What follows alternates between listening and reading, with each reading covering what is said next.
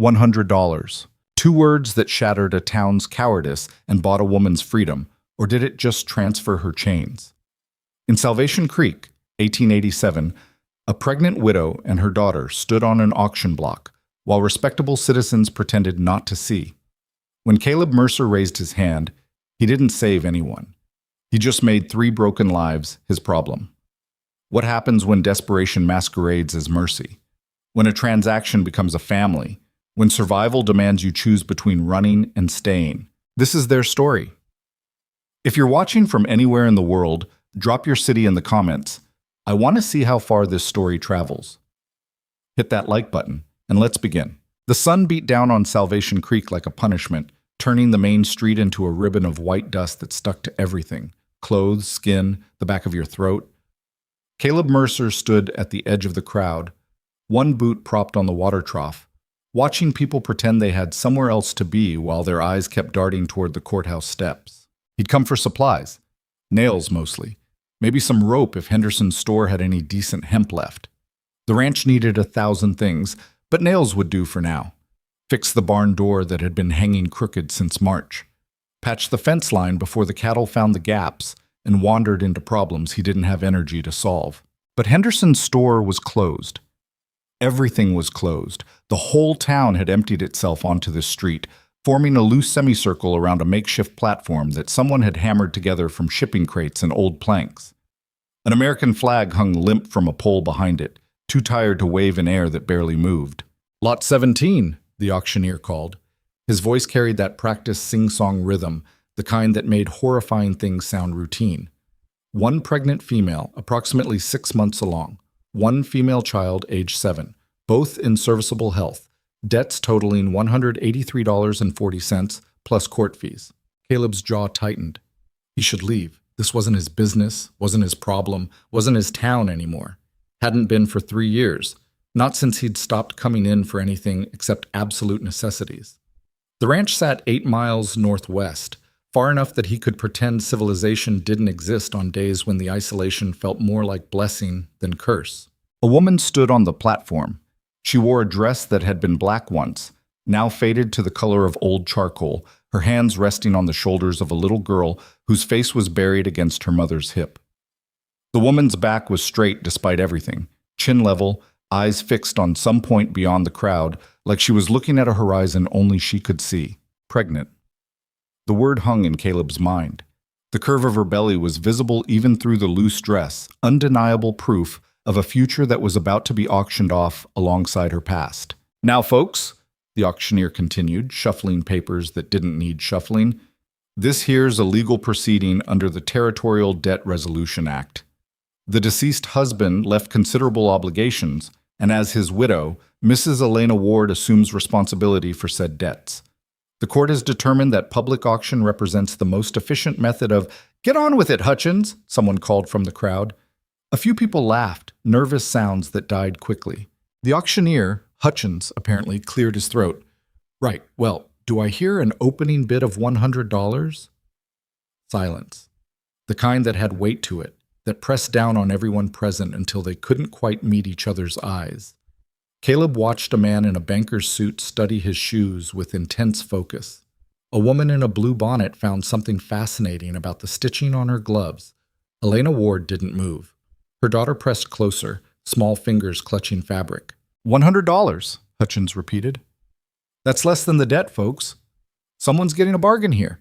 Woman can cook, clean, manage a household. Child's old enough to help with chores, and there'll be another pair of hands come winter." Another pair of hands.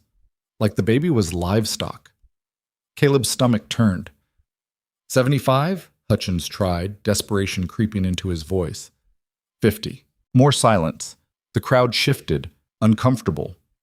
This was the part where someone was supposed to step forward, play the hero, make the ugly thing go away so everyone could go home and sleep without this particular shame sitting on their chest.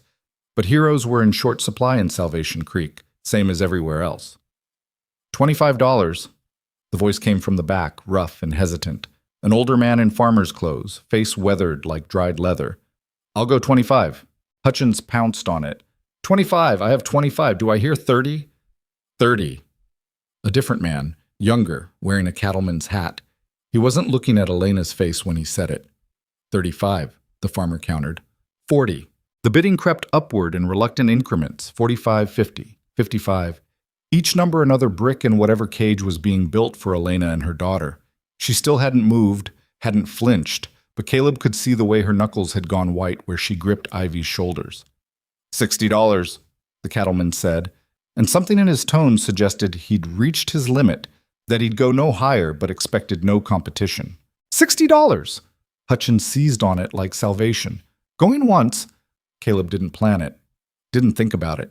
If he'd stopped to think, he would have walked away, climbed on his horse, and let Salvation Creek handle its own conscience. But his mouth opened before his brain caught up. 100! The word dropped into the crowd like a stone into still water. Heads turned. The cattleman's face went red, then pale. Hutchins froze mid-gesture, gavel raised. "Did you?" Hutchins started. $100, Caleb repeated, louder this time. His voice sounded strange in his own ears, like someone else was using his throat. Cash. The crowd parted as he walked forward. He didn't look at their faces, didn't want to see whatever was written there, judgment or relief, or that peculiar mixture of both that people wore when someone else did the thing they'd been too cowardly to do themselves. Hutchins found his rhythm again. 100! I have 100. That exceeds the minimum requirement. Going once. Going twice. The gavel cracked against wood. Sold to Mr. I'm sorry, I don't... Mercer. Caleb reached the platform, pulled a leather pouch from his coat. He counted bills onto the crude podium, 20s, 10s, 5s, all the money he'd brought for supplies plus the emergency fund he kept hidden in his saddlebag.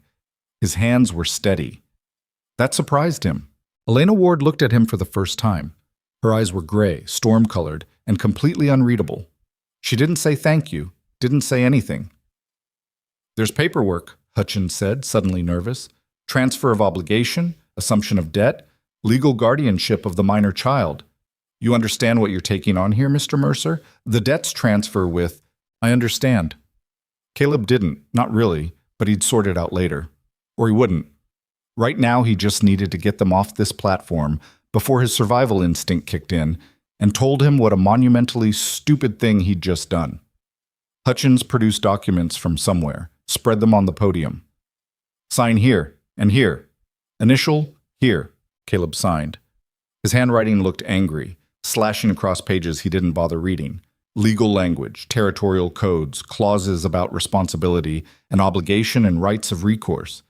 None of it mattered. What mattered was that Elena and her daughter weren't standing on an auction block anymore. Mrs. Ward, Hutchins said, sliding a different paper toward her. You'll need to... I know.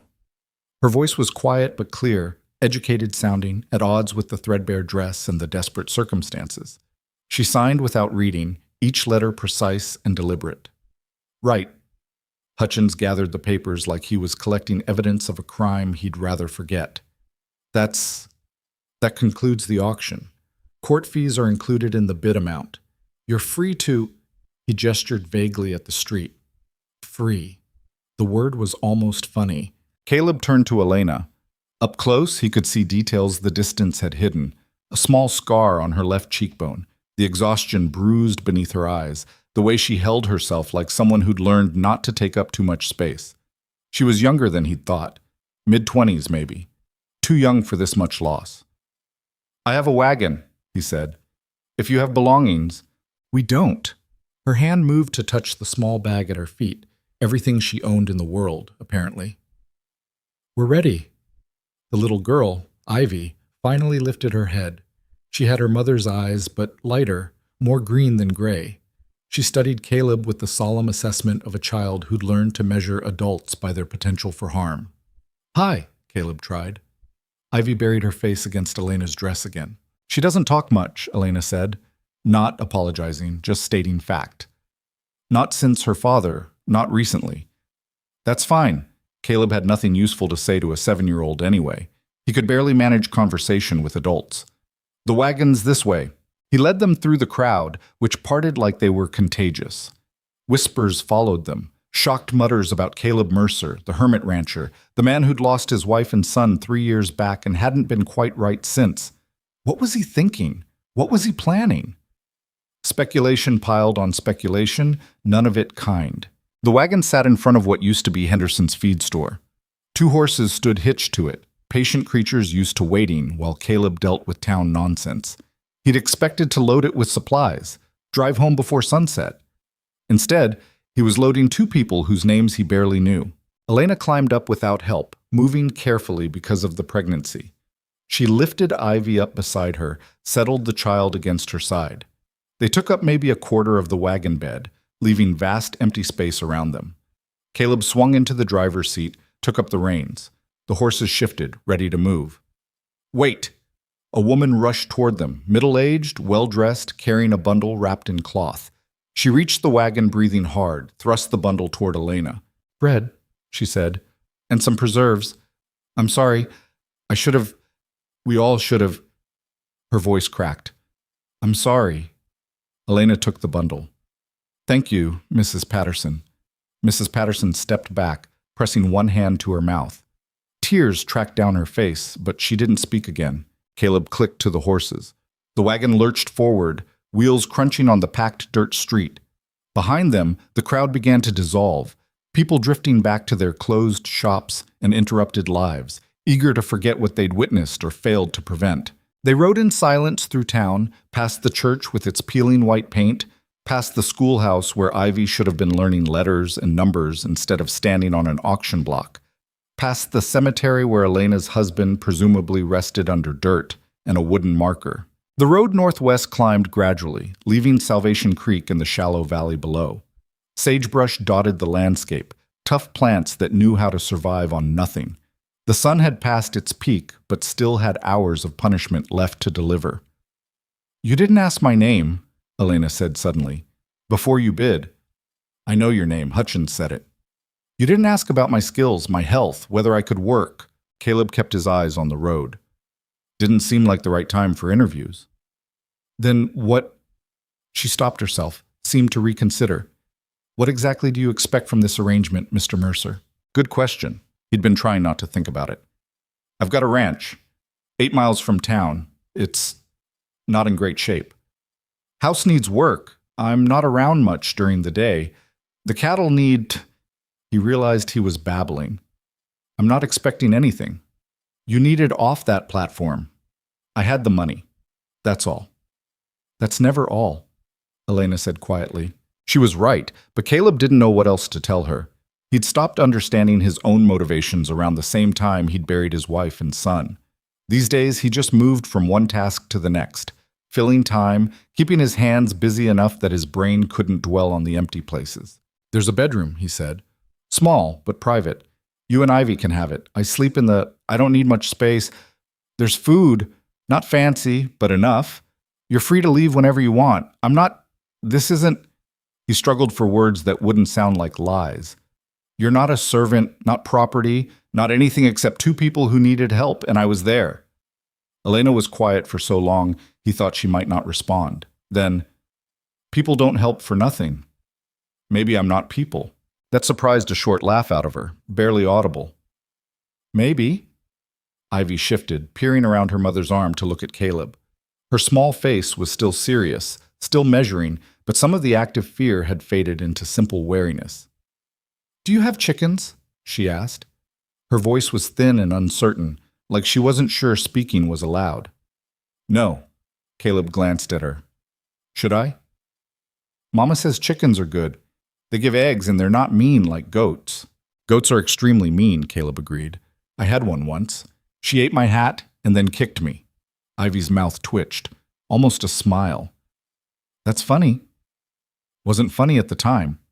But it was now somehow, sitting here with this child who'd watched her whole world get auctioned off and was choosing to talk about chickens instead. The ranch appeared gradually as they crested the last hill, a collection of weathered buildings scattered across brown grass like someone had thrown them there and forgotten to arrange them properly.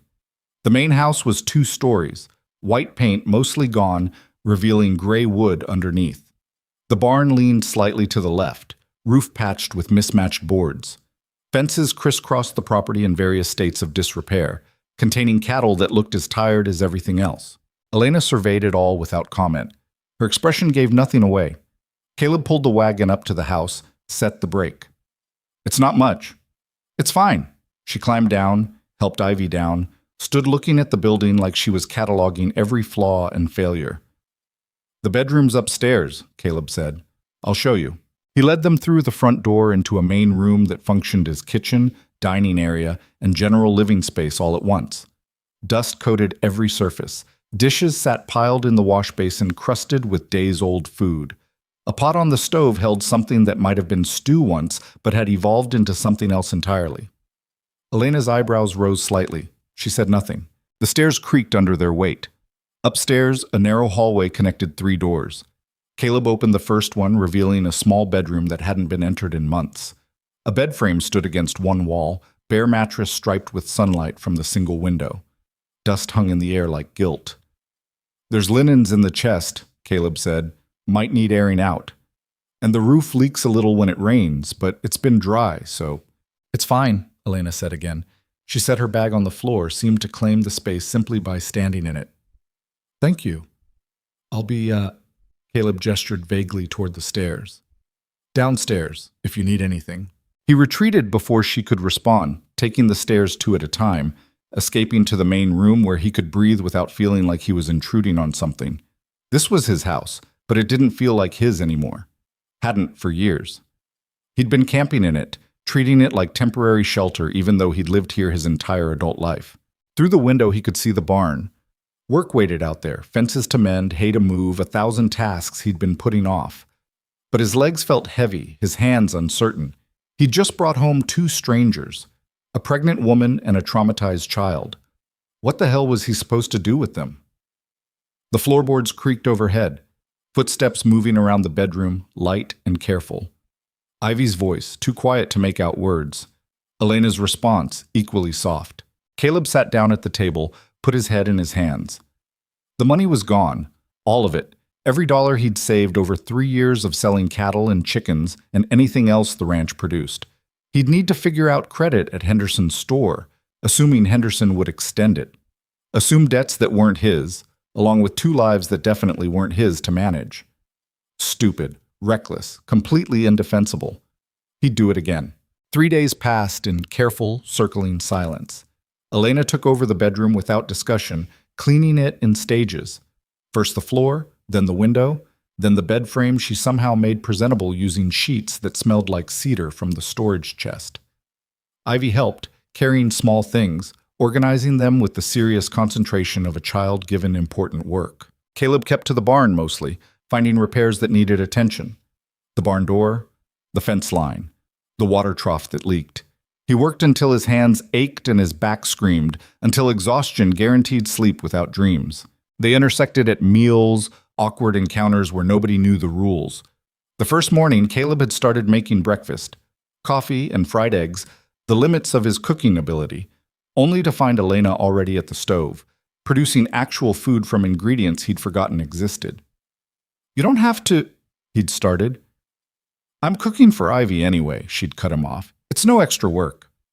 A lie, obviously, but he'd accepted it. The food was better than anything he'd managed in months. That afternoon, he'd come in from the barn to find the main room transformed. The dishes were clean, stacked in neat rows. The floors had been swept. The pot of evolutionary stew had disappeared entirely, presumably buried somewhere decent folk wouldn't find it. "You really don't have to," he'd said. Elena had looked at him with those gray eyes, still unreadable. "Do you want to live in filth?" "No, but then let me clean." It wasn't about the cleaning. They both knew that. It was about not being useless, not being dependent, not standing still while life happened around you. Caleb understood that bone deep. So he'd nodded and retreated to the barn again. By the 3rd day, a rhythm had formed, fragile and unspoken, but real. Caleb woke early, started coffee, disappeared outside before Elena came downstairs. She cooked breakfast, left a plate covered on the stove for him. He ate it cold while checking the cattle, came back midday to find lunch waiting the same way. Dinner was the only meal they shared, sitting at opposite ends of the table, conversation minimal and careful. Ivy watched everything. She'd started exploring the property in widening circles, always keeping the house in sight. Caleb found her in the barn one afternoon, standing in the doorway like she was asking permission. "You can come in," he said, hammering a loose board back into place. "Just watch for nails on the floor." She stepped inside cautiously, examining everything, the tools hanging on walls, the saddles waiting for horses that didn't get ridden enough, the loft where hay bales sat aging into dust. "Why don't you have chickens?" she asked. Caleb lowered the hammer. "Never got around to it, I guess." "Mama knows how to keep chickens. She had 20 at our old house." Our old house. Past tense. The place that had been lost along with everything else when Elena's husband died owing money to people who didn't accept grief as payment. "Maybe we should get some," Caleb said. Ivy's face brightened. "Really? If your mama thinks it's a good idea." "She will." Ivy moved closer, watching him work. "What are you fixing?" "Wall. It's coming apart." "Why?" "Because I didn't fix it earlier when it started." "Why not?" Caleb smiled despite himself. "Because I was fixing something else. And then something else after that. Turns out ranches have a lot of things that break." "Our house was breaking too," Ivy said matter-of-factly. "Papa said he'd fix it, but then he got sick and then he died, and then the men came and said we had to leave." She delivered this information without emotion, just facts in sequence. Caleb's chest tightened. "I'm sorry about your papa," he said. Ivy shrugged, a gesture too adult for her small shoulders. "Mama says sorry doesn't help. She says we have to keep going." "Your mama's right." "Are you married?" Ivy asked, pivoting topics with the ease of childhood. "I was. My wife died." "Did you have kids?" "A son. He died too." "Oh." Ivy processed this. "That's sad." "Yeah." "Is that why your house is messy?" Caleb had to laugh. "Probably. Mama's making it better," Ivy said confidently. "She makes everything better, except when she cries at night. I can't make that better." The information sat between them, too heavy to pick up. Elena crying, quiet enough that Caleb hadn't heard it through the floorboards, loud enough that Ivy had, and was carrying the weight of knowing without being able to fix it. "Sometimes people need to cry," Caleb said finally. "It's not about making it better, it's just something that has to happen." "Do you cry?" "Sometimes." "Does it help?" "Not really, but I do it anyway." Ivy seemed satisfied with this answer. She wandered over to look at the saddles, running small fingers over cracked leather that needed oiling and care it hadn't received. "Ivy!" Elena's voice carried from the house. "Where are you?" "Barn," Ivy called back, then glanced at Caleb. "Am I in trouble?" "Not from me." She darted outside, leaving Caleb alone with his repairs and the ghost of conversation. He returned to hammering, driving nails with more force than necessary, trying to fix the wall and everything else that was broken through sheer stubborn effort. That evening, Elena appeared in the barn doorway just as the sun was setting. Backlit, her silhouette showed the pregnancy clearly, the curve of her belly, the careful way she balanced her weight. "Ivy says you're getting chickens," she said. "Only if you think it's worthwhile." "It would be." She stepped inside, moving slowly. "I know how to manage a coop, how to keep them laying through winter, how to—" She stopped herself. "I can handle chickens." "Then we'll get chickens." "You don't have to agree to everything she asks for, Mr. Mercer." "Caleb." "And I'm not. I'm agreeing to things that make sense." Elena studied him for a long moment. "You're a strange man." "Been told that before. You take in strangers, ask for nothing, agree to livestock you don't need, and spend all day avoiding the people you brought into your house. What exactly are you running from out here?" The question was sharp, direct. It deserved an honest answer. "Same thing you are," Caleb said. "Just had a head start." Something shifted in her expression. Not softening exactly, but acknowledgement, recognition of familiar damage. "Ivy told me about your wife and son," Elena said. "I'm sorry." "You said sorry doesn't help." "It doesn't, but I said it anyway." Caleb set down the hammer, faced her properly. "Why did you sign those papers? In town. You could have refused, made them find another way." "What other way?" Elena's laugh was bitter. "Debtor's prison? Workhouse? Let Ivy go to an orphanage while I sorted it out?" "Those were my options, Mr. Mercer," Caleb. So when you bid, I signed. At least this way she stays with me. And the baby? Her hand moved to her stomach, protective. This baby is mine. Nobody else's. Not my husband's creditors. Not the territorial courts. Not... She stopped. Mine. Okay. That's it? Just okay? What else do you want me to say? Elena shook her head slowly. I don't know. Most men would have conditions, expectations. I'm not most men. No, she agreed quietly. You're not. You're... She left without saying anything else, walking back toward the house where lamplight spilled from the kitchen window. Caleb watched her go. This woman he'd bought for $100 and somehow still didn't own it all. The stars were coming out, hard and bright in the clear sky. No clouds meant no rain, which meant the crops would suffer, which meant money would be tighter, which meant 100 other problems cascading forward into a future that kept happening whether he was ready for it or not. He should regret the auction. The money. The complication. He didn't. A week into the arrangement, Elena knocked on the barn door frame where Caleb was attempting to reseat a horseshoe. The stove is broken, she said without preamble. Caleb looked up. What's wrong with it? The door doesn't close properly. Heat escapes. I can't maintain temperature for bread. I can look at it. I already looked at it. The hinge is cracked. It needs to be replaced. I'll ride into town tomorrow. No. The word came out harder than she probably intended. She softened it. I'd rather you didn't. Not yet. Because going to town meant facing the people who'd watched them leave, meant enduring questions and stares and judgment. Caleb understood. There's a toolbox in the house, he said, under the stairs. Might have spare hinges. If not, I can probably improvise something. I'll check. She hesitated. Ivy wants to know if she can feed the horses. They're fed. She wants to help. Caleb set down his tools. She can feed them in the morning. I'll show her how much. Thank you. Elena turned to leave, then stopped. The house is running low on flour and sugar and coffee. I'll manage. How? You spent all your money on us. Direct. Unflinching.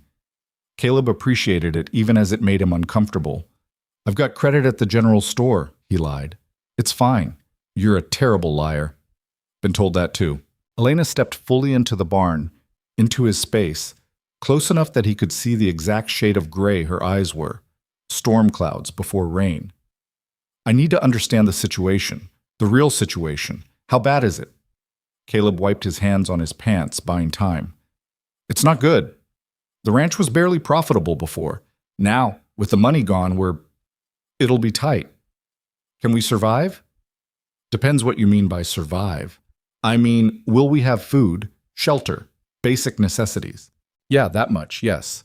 Everything else, new clothes, medicine, anything beyond basic survival. That's where it gets complicated. Elena absorbed this without flinching. I can work. Once the baby comes and I've recovered, I can take in laundry, sewing, whatever brings money. From who? We're 8 miles from town. Then I'll figure something else out. Her jaw set, stubborn. I won't be dead weight. You're not dead weight. You cook actual food. You clean this place into something livable. You're keeping Ivy together when most kids would have shattered. That's not enough. It is for me. They stood there, locked in a stalemate of pride and practicality. The horse shifted in its stall, impatient with being ignored. I found the toolbox, Elena said finally. There's a hinge that might work. I'll try to install it. I can do it. So can I. You have other work. She left before he could argue, walking with that careful balance of someone carrying extra weight they weren't used to yet. Caleb watched through the barn door as she crossed the yard, disappeared into the house. Stubborn woman, proud, fierce, completely unwilling to be saved, even though that's exactly what she needed. He understood that too. The chickens arrived 2 weeks later, not because Caleb bought them, but because Mrs. Patterson from town showed up one afternoon with a crate full of hens and a rooster who looked mean enough to challenge God. I heard you might need these, she said, not quite meeting Caleb's eyes. My sister's moving east, can't take them. I thought, if you could use them. How much? Caleb asked. Nothing, they're just going to waste otherwise. A lie, obviously. The chickens were healthy, well-fed, valuable. This was guilt manifesting as charity, but Caleb wasn't proud enough to refuse. "We'll take them," he said. "Thank you." Mrs. Patterson's shoulders sagged with relief. "There's feed in the wagon, and I brought some other things: flour, sugar, coffee, just extras I had. No sense wasting them." More guilt, more charity, more people from Salvation Creek trying to wash off the stain of standing silent while a pregnant woman got auctioned. Elena appeared from the garden where she'd been pulling weeds. She took in the wagon, Mrs. Patterson's nervous expression, the chickens making outraged noises in their crate. "Mrs. Patterson," she said evenly. "Elena, I wanted to, that is, I hoped." The older woman's voice broke. "I'm so ashamed. We all are. What happened in town, it was wrong, unconscionable, and I just stood there like a coward while they—" "You brought chickens," Elena interrupted. "Thank you. It's not enough. It's something." Mrs. Patterson pulled a handkerchief from her sleeve, dabbed at her eyes. "If you need anything, anything at all, please, send word. The Ladies' Society we've been discussing, and we want to help however we can." "The chickens help," Elena said, "and the supplies. We're grateful." It was a dismissal wrapped in courtesy. Mrs. Patterson recognized it, nodded, climbed back onto her wagon. As she drove away, she looked back once, her face twisted with an emotion Caleb couldn't quite name. "She'll tell everyone I was gracious," Elena said quietly. "That I didn't hold grudges. That I'm settling in well. Is that bad?" "It's better than the alternative." She walked to the chicken crate, peered inside. "They're good birds. She picked quality stock. Ivy will be thrilled." "Yes?" Something almost like a smile crossed Elena's face.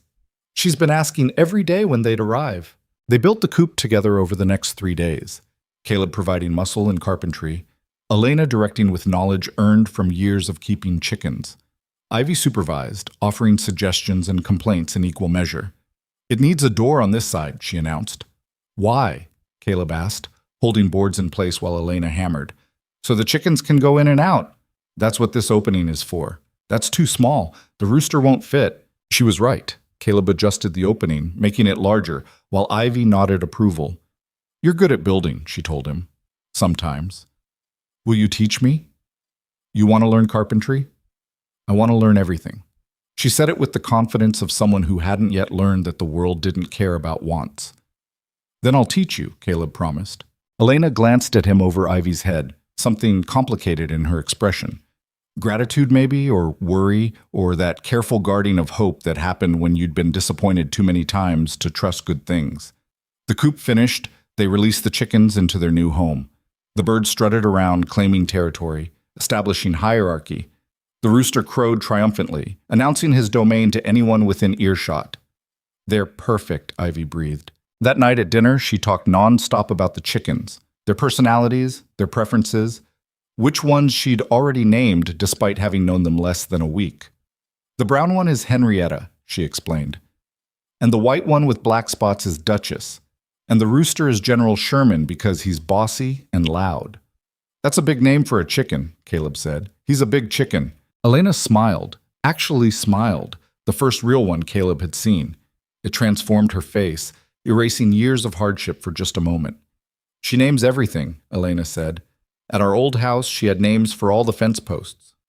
"They had personalities," Ivy insisted. "The one near the gate was Stanley. He was grumpy." "Fence posts don't have personalities," Caleb said. "Yes, they do. You just have to pay attention." After Ivy went to bed, Elena lingered at the table, hands wrapped around a cup of tea that had gone cold. Caleb washed dishes, the domesticity of it still strange after years of eating from the same plate without bothering to clean it between meals. "She's happy here," Elena said quietly. "I haven't seen her this happy since before." She stopped. "Thank you for that. I didn't do anything. You gave her chickens to name, a coop to build, a place where she can be a child again instead of a burden being transferred." Elena's voice hardened. "So yes, you did something." Caleb dried his hands, sat down across from her. "What happened to your husband?" "Pneumonia. He was sick for 3 weeks before we knew it was serious. By then," she stared into her tea, "he'd taken out loans to buy equipment for his smithing business. The business failed. The loans didn't disappear just because he died. And you inherited the debt. Wives inherit everything, even the things that destroy us. The baby is his, obviously. She said it flatly, daring him to judge. I was pregnant when he died, 4 months along. Not showing yet, so the creditors didn't know, didn't care. They just wanted their money. There was no one else? No family? His brother lives back east somewhere. Couldn't be bothered to come for the funeral, let alone help with debts. Elena's jaw tightened. My own family disowned me when I married against their wishes. They wanted someone with better prospects. I wanted... She laughed without humor. It doesn't matter what I wanted. It matters. No, it really doesn't. Want and reality are two different countries, Caleb. I learned that the hard way. She stood, carried her cup to the wash basin. Her movements were slower now, weighted by pregnancy and exhaustion, and the accumulated burden of survival. I'm going to bed, she said. Thank you for dinner. You cooked it. Then thank you for eating it without complaint.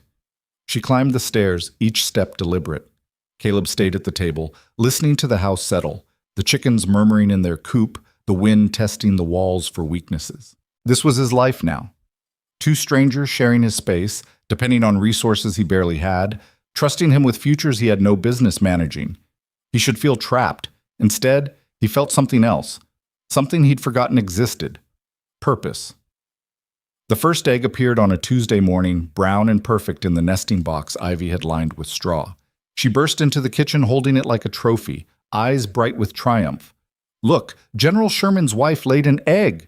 Elena glanced up from the bread dough she was kneading. General Sherman isn't married, sweetheart. Then it's his girlfriend's egg. Chickens don't have girlfriends. How do you know? Maybe they do and they just don't tell us. Caleb, sitting at the table attempting to make sense of the ranch's account books, felt his mouth twitch. The numbers in front of him told a story he didn't want to read. Declining cattle prices, outstanding debts, a property tax bill due in 3 months that he had no idea how to pay.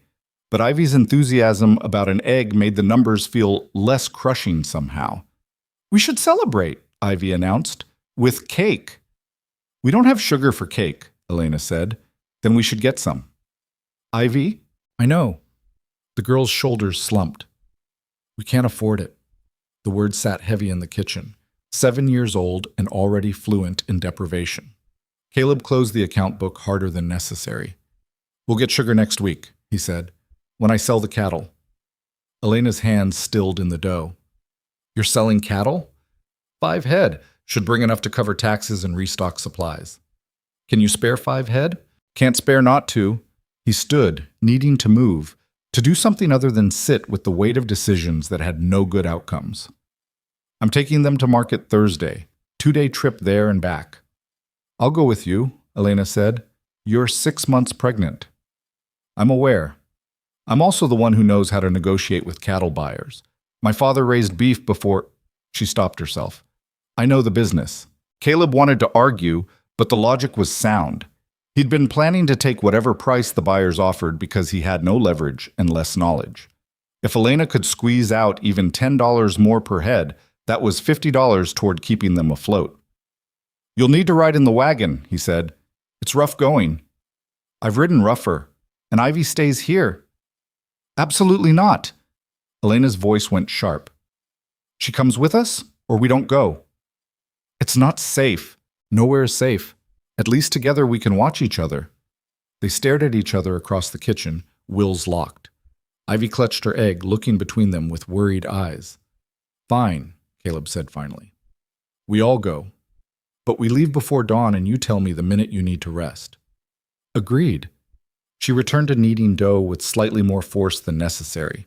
Caleb escaped to the barn before the conversation could evolve into an actual argument. The barn had become his refuge over the past month. A place where expectations were simple and problems could be solved with hammers and nails instead of words. He'd repaired the loft ladder, reinforced the stalls, replaced rotted boards in the floor. Physical work that left him too tired to think about the impossibility of his situation. He was mucking out stalls when Elena appeared in the doorway, moving slowly, one hand pressed to her lower back. You shouldn't be standing this long, he said. Neither should you, but here we are. She leaned against the doorframe, watching him work. I need to ask you something. Ask? What happens after the baby comes? Caleb stopped shoveling. What do you mean? I mean, what's the arrangement? Do Ivy and I stay? Do we leave? Do you expect... She struggled for words. I need to know what you expect from me. From us. I told you, nothing. That's not an answer. He set down the shovel, faced her properly. I don't know what the arrangement is, Elena. I didn't think past getting you off that platform. I still haven't thought past next month's bills. You want certainty? I don't have it. That's honest, at least. It's all I've got. She nodded slowly, seemed to accept this. The baby will need things. Blankets, clothes, diapers. I can make most of it, but I'll need fabric. I'll get fabric. With what money? The same money that's buying sugar next week. Caleb, we'll figure it out. He said it with more confidence than he felt. We always do. Do we? Elena's hand moved to her belly, protective. Or are we just delaying the inevitable? Pretending we can make this work when we both know what? That this can't last. That eventually the money runs out, the creditors come calling, and we're back where we started. Then we deal with it when it happens. That's not a plan. It's the only plan I have. Elena looked at him for a long moment, something shifting in her expression. You're either the bravest man I've ever met or the most foolish. Probably both. That surprised a short laugh out of her. Probably. She left him alone with the horses and the smell of hay and the quiet certainty that they were building something on foundations that might not hold. But what else could they do? Give up? Walk away? Those weren't options anymore. They'd crossed some invisible line where retreat became impossible. Thursday morning arrived cold and dark. Stars still bright when Caleb hitched the wagon.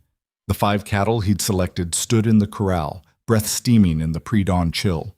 Good animals, healthy, worth more than he'd likely get for them. Elena emerged from the house bundled in a coat that had belonged to Caleb's wife, too big in the shoulders but warm.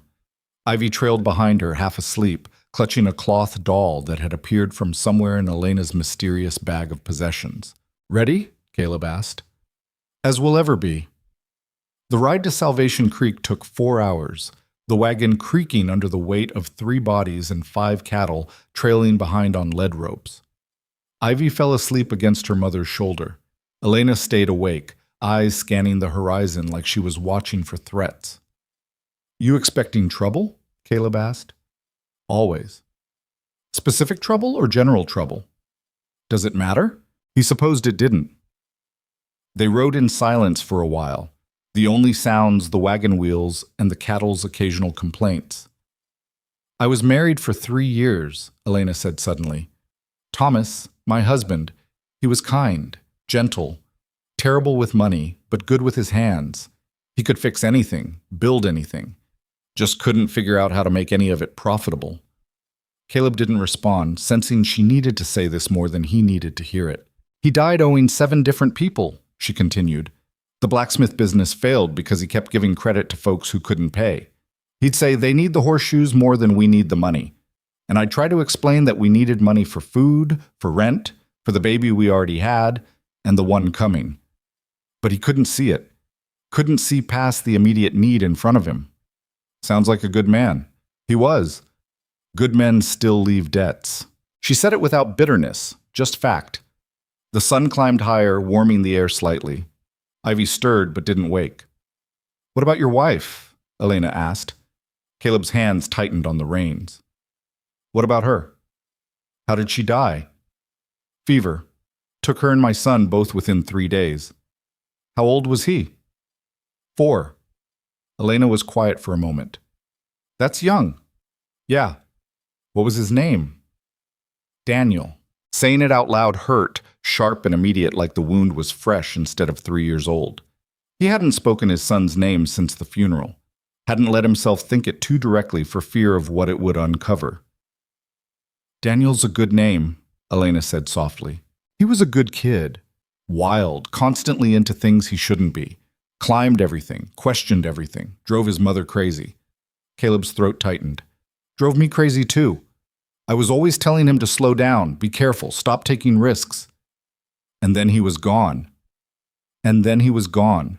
They rode through the memory, letting it sit between them. Ivy woke as they crested the final hill overlooking Salvation Creek. The town spread below, bigger than their isolated ranch, but small by any real measure. Smoke rose from chimneys. People moved along the main street. Normal life happening while theirs balanced on a knife's edge.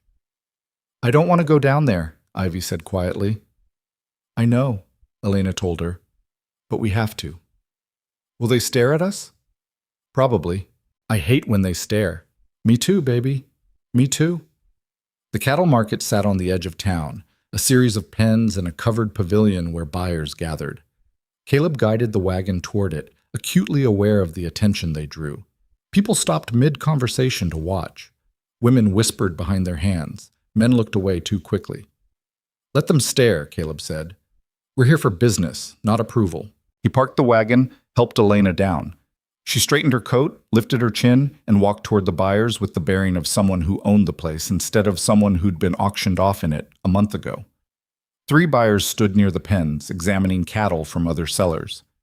Elena approached the nearest one, a barrel-chested man with a weathered face and calculating eyes. "Morning," she said. "We have 5 head, 3-year-old steers, grass-fed, healthy stock." The buyer looked her up and down, his gaze lingering on her pregnant belly. "You selling or your husband?" "I'm negotiating. He's providing the cattle." "Don't usually do business with women." "Then you're missing out on excellent cattle." Elena gestured toward the animals Caleb was leading into a pen. "Look at them yourself. You won't find better quality at this market." The buyer's expression suggested he disagreed, but he walked over to examine the cattle anyway.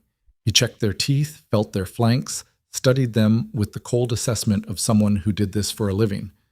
"They're decent," he said finally. "Offer $30 a head." "They're worth 50. "Not to me, they're not." "Then we'll find someone else."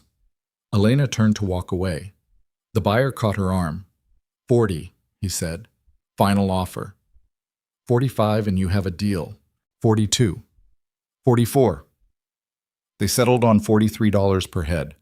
Elena counted the money twice before nodding approval.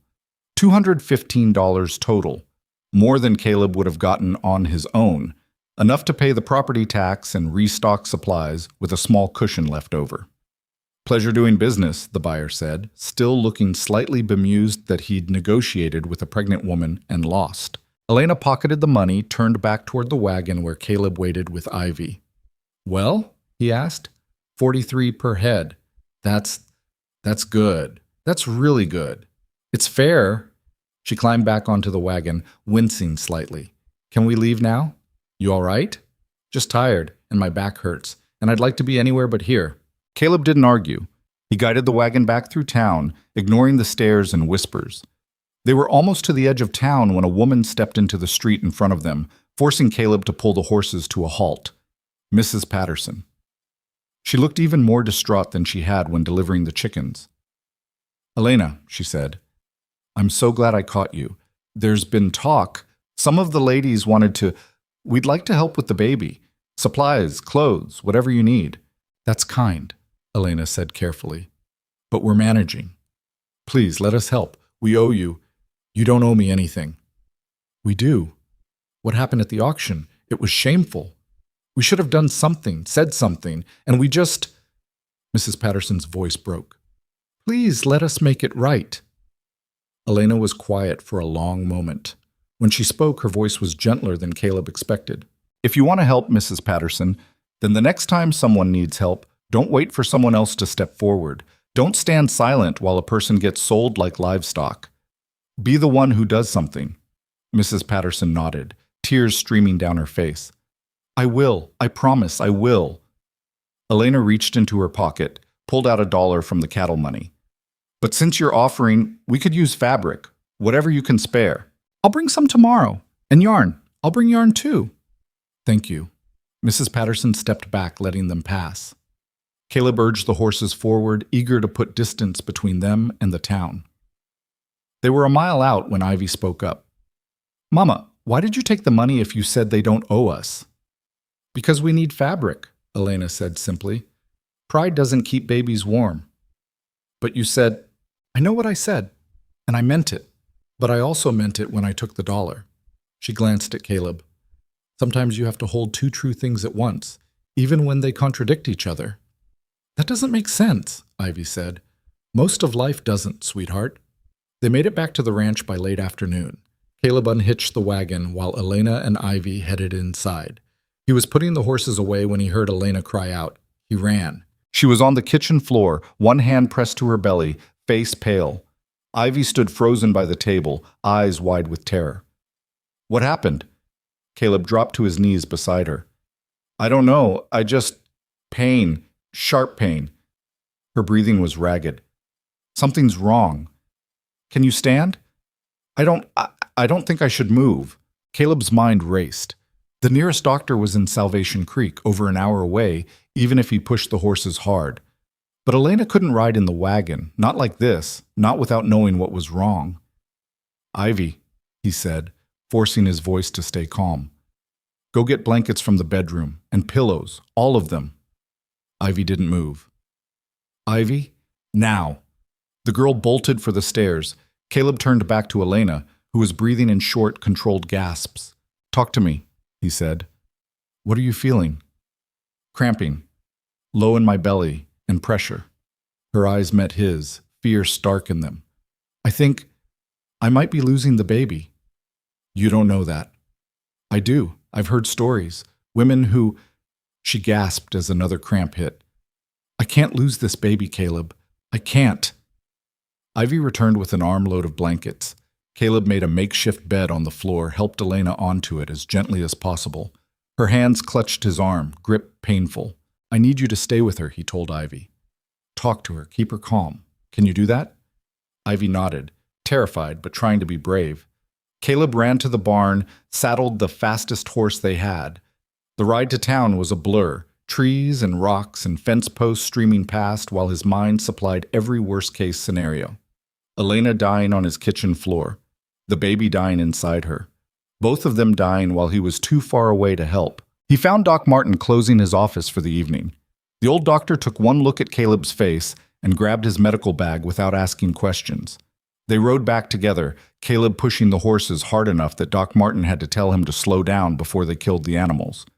It still took 40 minutes of not knowing, of imagining the worst, of praying to a deity he wasn't sure he believed in anymore. The house was quiet when they burst through the door. Too quiet. Caleb's heart stopped until he saw Elena still on the blankets, still breathing, with Ivy sitting beside her holding her hand. About time, Elena said weakly. I was starting to think you'd gotten lost. Doc Martin knelt beside her, professional and efficient. Tell me what happened. Sharp cramping. Started after the wagon ride. It's eased some, but hasn't stopped. Any bleeding? No. That's good. That's very good. He felt her belly, asked questions, examined her with the practiced ease of someone who'd delivered half the babies in the territory. Finally, he sat back. You're not losing the baby, but you're at risk if you don't rest. I have to... You have to rest, Doc Martin said firmly. Complete bed rest for at least a week. No lifting, no extended standing, no wagon rides. Your body is telling you it's reached its limit. Listen to it. But the house, the cooking, will be handled by someone else. The doctor looked at Caleb. You can manage that? Yes. Then that's settled. Doc Martin packed his bag, stood with the creaking joints of age. I'll check on her in 3 days. If the cramping gets worse, if there's any bleeding, you come get me immediately. Understood? Understood. After the doctor left, Caleb carried Elena upstairs. She protested the whole way, insisted she could walk, but her protests were weak and she didn't fight too hard. He settled her in the bed, piled pillows behind her back. This is ridiculous, she said. I'm fine. You're not fine. You almost lost the baby. Almost doesn't count. It counts plenty. Caleb pulled the blanket over her. You're staying in this bed for a week. I'll bring meals up. Ivy can keep you company. You're going to rest whether you like it or not. Elena's jaw set, stubborn. Then something crumpled in her expression and tears spilled over. I was so scared, she whispered. I've already lost so much. I can't lose this too. Caleb sat on the edge of the bed, awkward but present. You won't. The doctor said you're fine if you rest. So rest. What if it happens again? Then we deal with it, same as everything else. She wiped her eyes, embarrassed. I don't cry. I don't fall apart like this. Everyone falls apart sometimes. You don't. You haven't seen me at night. The words came out before he could stop them. When I can't sleep and the house is too quiet and I remember... He stopped. Everyone falls apart. You're not special in that regard. Elena almost smiled. Thanks. I think. Ivy appeared in the doorway, still clutching her doll. Is Mama okay? She will be, Caleb said, but she needs to stay in bed for a while.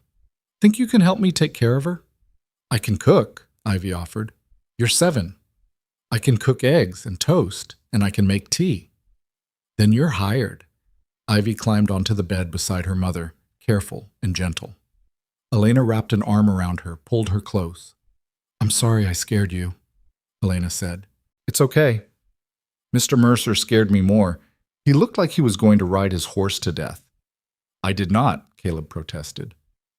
You did, Ivy insisted. Doc Martin said so.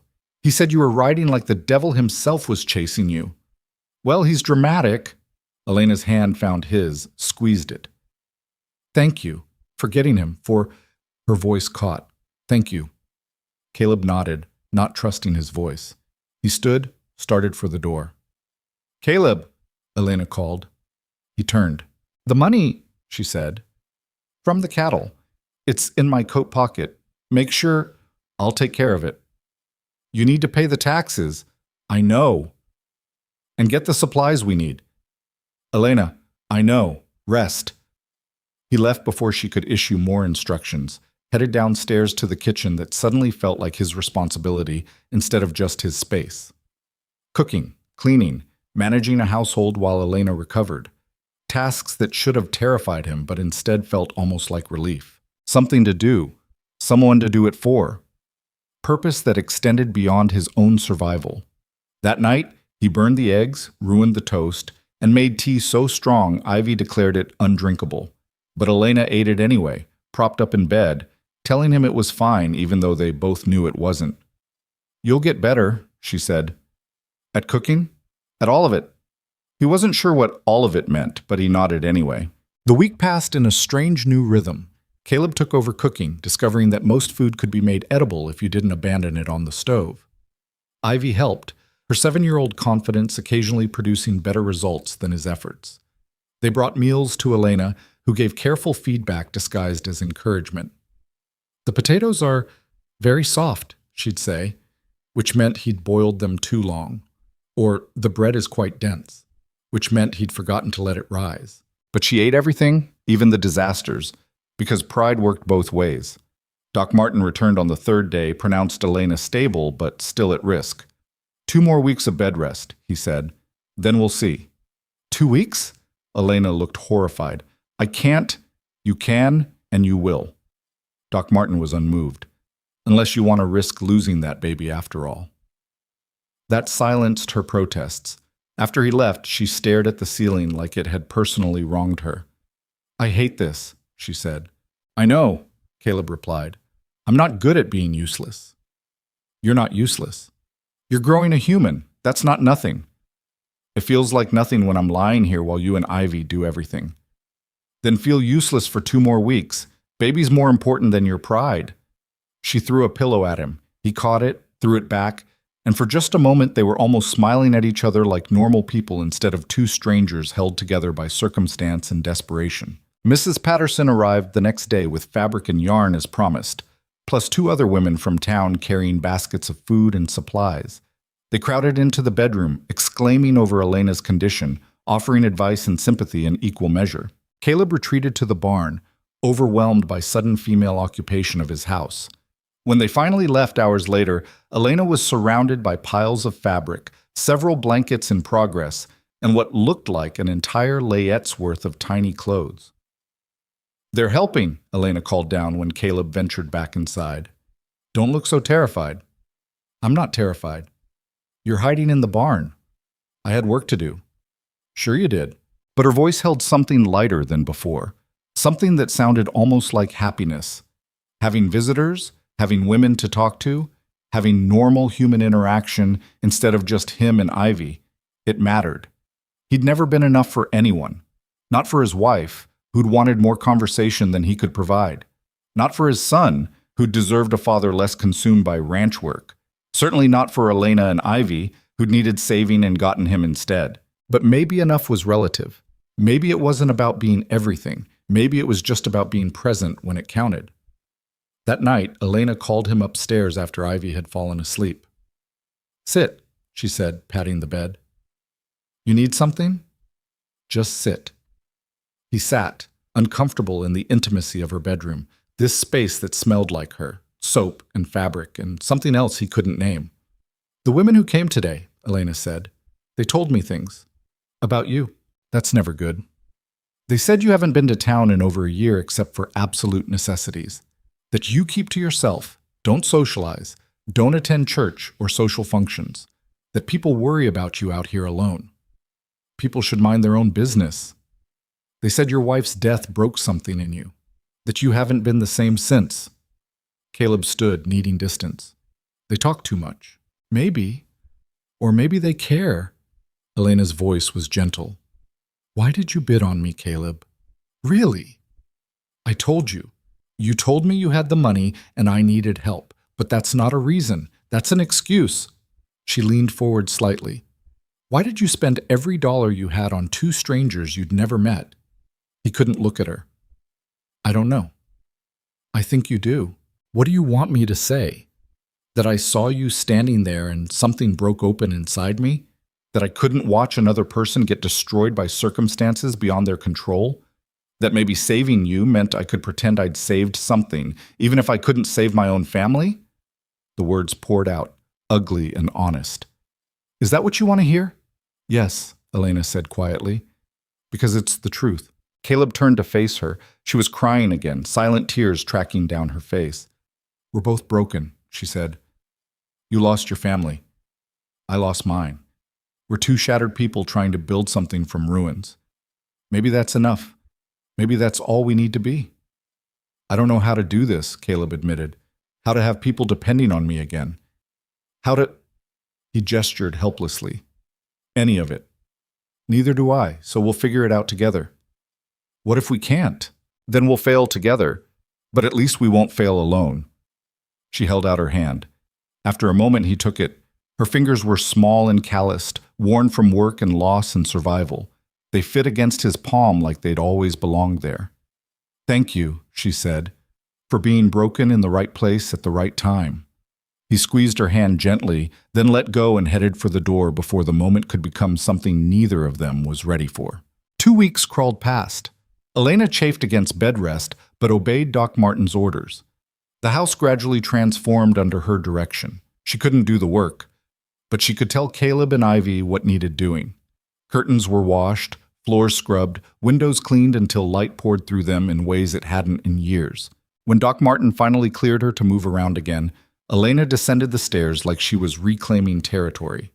She surveyed the kitchen, the main room, the evidence of Caleb's attempts at maintaining order. "Not bad," she said. High praise. "Don't let it go to your head." But she was smiling, actually smiling, and it changed her whole face. That night at dinner, Ivy announced she'd taught General Sherman to eat from her hand. "That rooster is mean," Caleb said. "Don't trust him." "He's not mean, he's just protective. He tried to attack me yesterday, because you were threatening his hens." "I was collecting eggs." "He doesn't know that." Elena laughed, the sound surprising all of them. When was the last time Caleb had heard real laughter in this house? Years. Before Daniel died. Before everything ended. "What?" Elena asked, seeing their expressions. "Nothing," Caleb said. "Just nice to hear you laugh. Don't get used to it." But she was still smiling when she said it, and that night when Caleb lay in his makeshift bed downstairs, listening to the house settle around him, he thought maybe ruins weren't permanent. Maybe you could build something new from broken pieces. Maybe enough really was enough.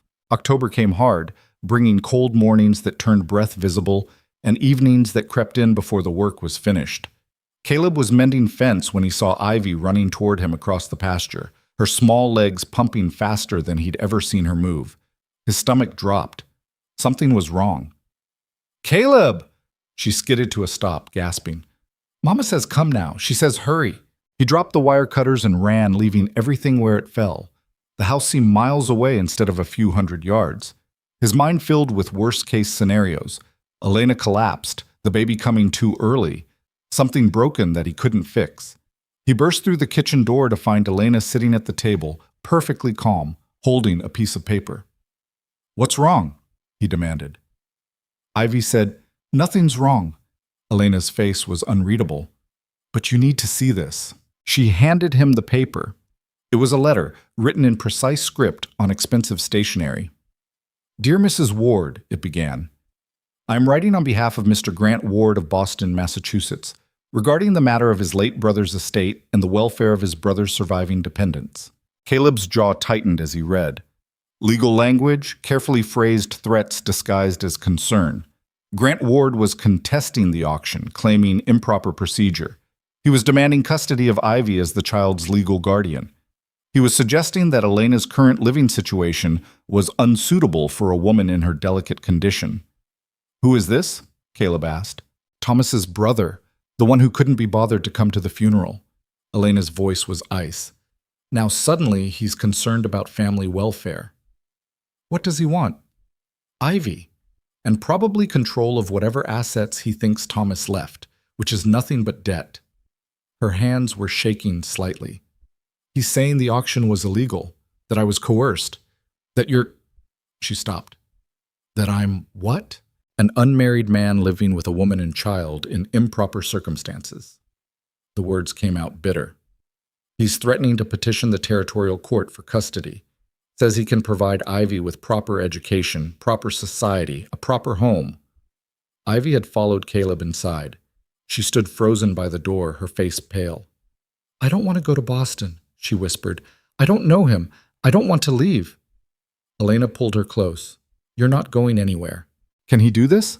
Caleb asked, still reading the letter. "Can he actually take her?" "I don't know. Maybe. The law favors male relatives, especially wealthy ones." Elena's grip on Ivy tightened. "He's citing the Territorial Guardianship Act. Says as the child's paternal uncle, he has stronger claim than—" She looked at Caleb. "Than you. A man with no legal relationship to her at all." The words hung there, ugly and true. Caleb had no claim to Ivy, no legal standing. He was just the man who'd bought her mother at auction, which in court would sound exactly as bad as it was. "When is he coming?" Caleb asked. 2 weeks. He's arriving in Salvation Creek to assess the situation personally." Elena's voice went hard. "And to take Ivy back with him if he deems it necessary." "Like hell he will." "Caleb, no!" He set the letter down, his mind already working through options. "We're not letting some stranger take her just because he's got money and a fancy address. It's not that simple. It never is." He turned to Ivy, crouched down to her level. "You trust me?" She nodded, solemn. "Then I promise you, you're not going to Boston. You're staying right here, understand?" "How?" Elena asked. "How exactly are you going to prevent a legal petition from a man with resources and family claim?" "I don't know yet, but I'll figure something out." The next week passed in tense preparation. Caleb rode to Salvation Creek to consult with the only lawyer in town, a half-drunk man named Reynolds, who practiced from a room above the saloon. Reynolds read the letter, scratched his stubbled jaw, and delivered his assessment with the bluntness of someone who'd stopped caring about bedside manner years ago. "You're screwed," he said. "That's it? That's your legal opinion. You want fancy words, go find a city lawyer. You want truth, I'm telling you. Grant Ward has the better case. Blood relation, financial stability, social standing. You've got none of that. I've got Elena's consent. Doesn't that matter? Some, but maternal consent can be challenged, especially when the mother's circumstances are—" Reynolds gestured vaguely. "Let's say questionable. Woman sold at auction, living with an unrelated man, pregnant with a dead husband's child. Judge might decide she's not in a position to make sound decisions about her daughter's welfare." "That's insane." "That's the law." Reynolds poured himself a drink from a bottle that lived in his desk drawer. Your best shot is to change the circumstances, make yourself less questionable. How? Reynolds looked at him like he was simple. Marry her. Caleb felt his stomach lurch. What? Marry the woman, adopt the kid. Then you've got legal standing as the child's stepfather. Makes everything harder to contest. Reynolds took a long drink. Course, that requires Elena agreeing to marry a man she barely knows. And you being willing to take on not just her, but another man's child and the baby coming. But it's your only real option if you want to fight this. Caleb rode home in silence, Reynolds' words circling his mind like vultures. Marriage. Legal adoption. Tying his life permanently to Elena's not out of affection or even attraction, but as a defensive maneuver against a system designed to tear families apart. He found Elena in the garden, harvesting the last of the vegetables before frost killed them. Her belly was substantial now, 8 months along, making her movements slow and careful. What did Reynolds say? She asked, without looking up. That we should get married. Her hand stilled on a tomato plant. What? Legal marriage. Gives me standing as Ivy's stepfather. Makes it harder for Grant to claim custody. He joined her in the garden, kneeling to help with the harvest. It's strategic, practical. Nothing more. Nothing more, Elena repeated. She pulled a tomato, examined it for blemishes. You'd marry me to keep Ivy from being taken. Yes. Even though you don't, we're not... She struggled for words. This isn't a real marriage we're discussing. It's a legal fiction. I know. And you're willing to do that? Tie yourself legally to a woman you don't love, don't even know that well, just to spite some rich man from Boston? It's not about spite. It's about keeping this family together. The word family seemed to surprise both of them. Elena set down the tomato, faced him properly. We're not a family, she said quietly. We're people sharing a house because circumstances forced us together. Are we? Caleb pulled another tomato, added it to the basket. Because from where I'm standing, we look a lot like a family. You cook meals, I fix things, Ivy names chickens. We eat dinner together. We worry about each other. That's not nothing. It's not marriage either. No, but maybe it's enough to build one on. Elena was quiet for a long moment. Around them, the garden stretched in neat rows, evidence of her work, her care, her insistence on making things grow even in difficult soil. What would you get out of this? She asked finally. This arrangement, what's in it for you? Same thing that's always been in it, a reason to keep going. That's not enough. It is for me. She studied his face, searching for something he wasn't sure he had to give. Then she nodded once, decisive. Ask me properly. What? If we're doing this, do it right. Ask me properly. Caleb stood, brushed dirt from his knees. This wasn't how he'd imagined this conversation going, but then nothing about his life had gone as imagined for the past 3 years. Elena Ward, he said, feeling ridiculous and sincere all at once. Will you marry me for purely legal and strategic reasons, with no expectation of romance or affection beyond basic human decency? She almost smiled. That's the worst proposal I've ever heard. It's honest. Yes, it is.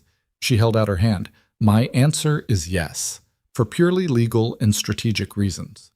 They shook on it like business partners, which is what they were, what they'd always been. Two people trading survival for stability, building something functional, if not beautiful. Ivy appeared from the house, carrying a basket of eggs. She stopped when she saw them standing close together, hands clasped. What's happening? She asked, suspicious. We're getting married, Elena said. Caleb and I. Ivy's eyes went wide. Really? Really? Does that mean he's my papa now? Elena glanced at Caleb, uncertain how to answer. He cleared his throat. I'm not your papa, he said carefully. Your papa was Thomas Ward, and nobody replaces him. But I'll be your stepfather, which means I'll take care of you and protect you and make sure nobody takes you away from your mama. Is that okay? Ivy considered this seriously.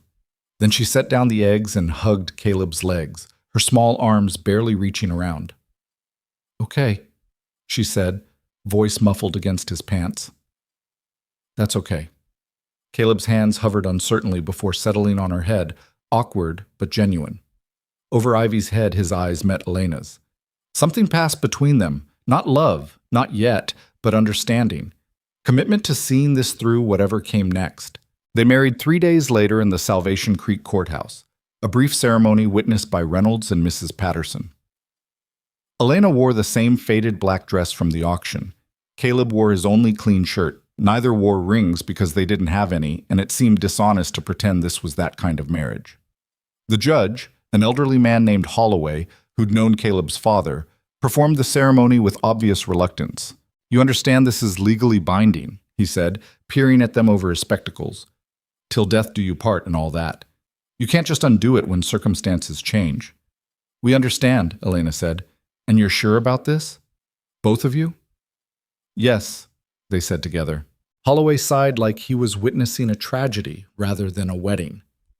"Then, by the power vested in me by the territory of Montana, I pronounce you man and wife. You may," he gestured vaguely, "do whatever it is married people do." They didn't kiss, didn't embrace, just signed the marriage certificate in careful script, making permanent what had started as a $100 bid at an auction. Mrs. Patterson cried through the whole thing. Afterward, she pressed a package into Elena's hands. "For the baby," she said, "blankets and clothes. And there's a christening gown that's been in my family for 3 generations. I thought," her voice broke, "I thought you might want it." "Thank you," Elena said, accepting the gift with more grace than the situation deserved. They rode home in the wagon, legally married, practically strangers. The sky threatened snow, heavy clouds pressing down like the weight of decisions that couldn't be undone. "Do you regret it?" Elena asked as they crested the hill overlooking the ranch. "Ask me in a year." "That's not an answer." "It's the only one I have." She nodded, accepting this. They'd become good at accepting incomplete answers, at building on uncertain foundations, at making do with what they had instead of what they wanted. That night, Elena went upstairs to her room. Still her room, not theirs, because legal marriage didn't erase the boundaries they'd carefully maintained. Caleb stayed downstairs like always. Nothing had changed except everything had. He was checking the stove before bed when Elena appeared on the stairs, moving slowly because of the pregnancy weight. "I forgot to say thank you," she said. "For what?" "For this. For doing something completely unreasonable to protect a child who isn't yours. She's mine now, legally." "Yes, but that's not why you did it." Caleb didn't know why he'd done it, not really. Couldn't separate the tangle of motives, guilt over his own son's death, need for purpose, stubborn refusal to let the world win this time. Maybe it didn't matter. Maybe the reason was less important than the action. "Get some sleep," he said. Big day tomorrow." "What's tomorrow?" "Same as today. Work that needs doing." She smiled faintly. "Right, of course." She turned to go back upstairs, then paused. "Caleb?" "Yeah?" "I meant what I said before about us being broken people building from ruins. I still believe that's enough." "Me too." She disappeared upstairs, leaving him alone with the dying fire and the strange new reality of being a married man again. He'd sworn after Sarah died that he'd never do this again, never give his heart over to someone who could leave him shattered. But this wasn't that. This was something different, something safer. A partnership instead of passion, which meant when it ended, if it ended, maybe it wouldn't destroy him. He hoped. Grant Ward arrived exactly 2 weeks after his letter, rolling into Salvation Creek in a hired carriage that probably cost more than Caleb's entire ranch. Word reached them via Mrs. Patterson, who rode out in a panic to deliver the news. "He's at the hotel," she said, breathless, "asking questions about you, about Elena, about the living situation. And he's brought a lawyer, a real one from Denver." "Of course he has," Caleb muttered. "What are you going to do?" "Whatever we have to." Grant Ward appeared at the ranch the next morning, his carriage navigating the rough road with difficulty.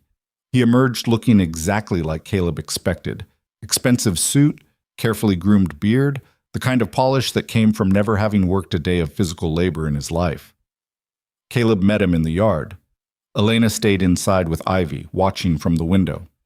"Mr. Mercer, I presume?" Grant said, extending a hand. Caleb shook it briefly. "Mr. Ward, I'd like to see my niece and speak with my sister-in-law." "They're inside, but understand something first. We're not giving you Ivy." Grant's smile was patient, practiced. "I'm not here to take anyone. I'm here to ensure the child's welfare. Surely you can understand a family's concern. Family concern would have been showing up at your brother's funeral, helping Elena with the debts, being there when she needed it. I was unaware of the severity of the situation until recently. You were aware enough to ignore it. Grant's smile tightened. May I see the child or not? Caleb led him inside where Elena stood waiting, Ivy pressed against her side. Grant's eyes traveled over the house. The worn furniture, the patched curtains, the evidence of poverty barely held at bay. Hello, Ivy, he said, crouching down to the girl's level. I'm your Uncle Grant. Your father was my brother. Ivy stared at him, silent. She doesn't talk much around strangers, Elena said coolly. So I see. Grant straightened, addressed Elena. Mrs. Ward, or is it Mrs. Mercer now? I understand you've remarried. I have. Quite quickly after your husband's death. Circumstances required it. Yes, I'm sure they did. Grant's tone dripped with implication. Might we speak privately, without the child present? Elena hesitated, then nodded to Ivy. Go check on the chickens, sweetheart. Ivy fled, clearly relieved to escape. The three adults stood in uncomfortable silence until she was gone. I'll be direct, Grant said. The situation here is unsuitable for my niece. Living in poverty, isolated from society, with a stepfather who acquired her mother at public auction. I married her, Caleb interrupted. Legal and proper. After purchasing her like livestock. Yes, I'm aware of the details.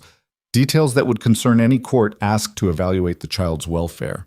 The child is fine, Elena said. She's healthy, happy, well cared for. What more do you want? I want her to have the opportunities she deserves. Education, culture, a proper upbringing. I can provide those things. You cannot. We're providing everything she needs. Need and deserve are different things. Grant pulled papers from his coat. I've prepared a petition for guardianship. I'll be filing it with the territorial court tomorrow. You'll have opportunity to contest it, of course, but I'd encourage you to consider Ivy's best interests rather than your own preferences. Her best interest is staying with her mother, Caleb said. Is it? When her mother lives in a failing ranch with debts she can't pay and a baby coming from a dead husband? Grant's voice stayed pleasant, which somehow made it worse. When her stepfather is a recluse with a documented history of, what did the townspeople call it, instability following his own family's deaths. They told you that? Elena's voice went sharp. I did my research, asked questions. People were quite forthcoming about Mr. Mercer's isolation, his refusal to seek community, his general inability to maintain normal social relationships. Grant tucked the papers away. A judge will hear all of this, and he'll compare it to what I can offer: financial security, educational opportunities, proper social standing. You can't buy a child, Caleb said. I'm not buying her. I'm rescuing her from an untenable situation. Grant moved toward the door. I'll be in town for the next week while the court processes the petition. I suggest you use that time to consider whether fighting this is really in Ivy's best interest. He left without waiting for a response. The carriage pulled away, leaving deep ruts in the muddy yard. Elena sank into a chair, her face pale. He's going to win. We don't know that. Yes, we do. You heard him. He's right about everything. The poverty, the isolation, your history. A judge will look at all of that and decide Ivy belongs with him. Not if we fight. With what? We don't have money for a better lawyer. We don't have social standing. We don't have anything except... She gestured helplessly at the house. This.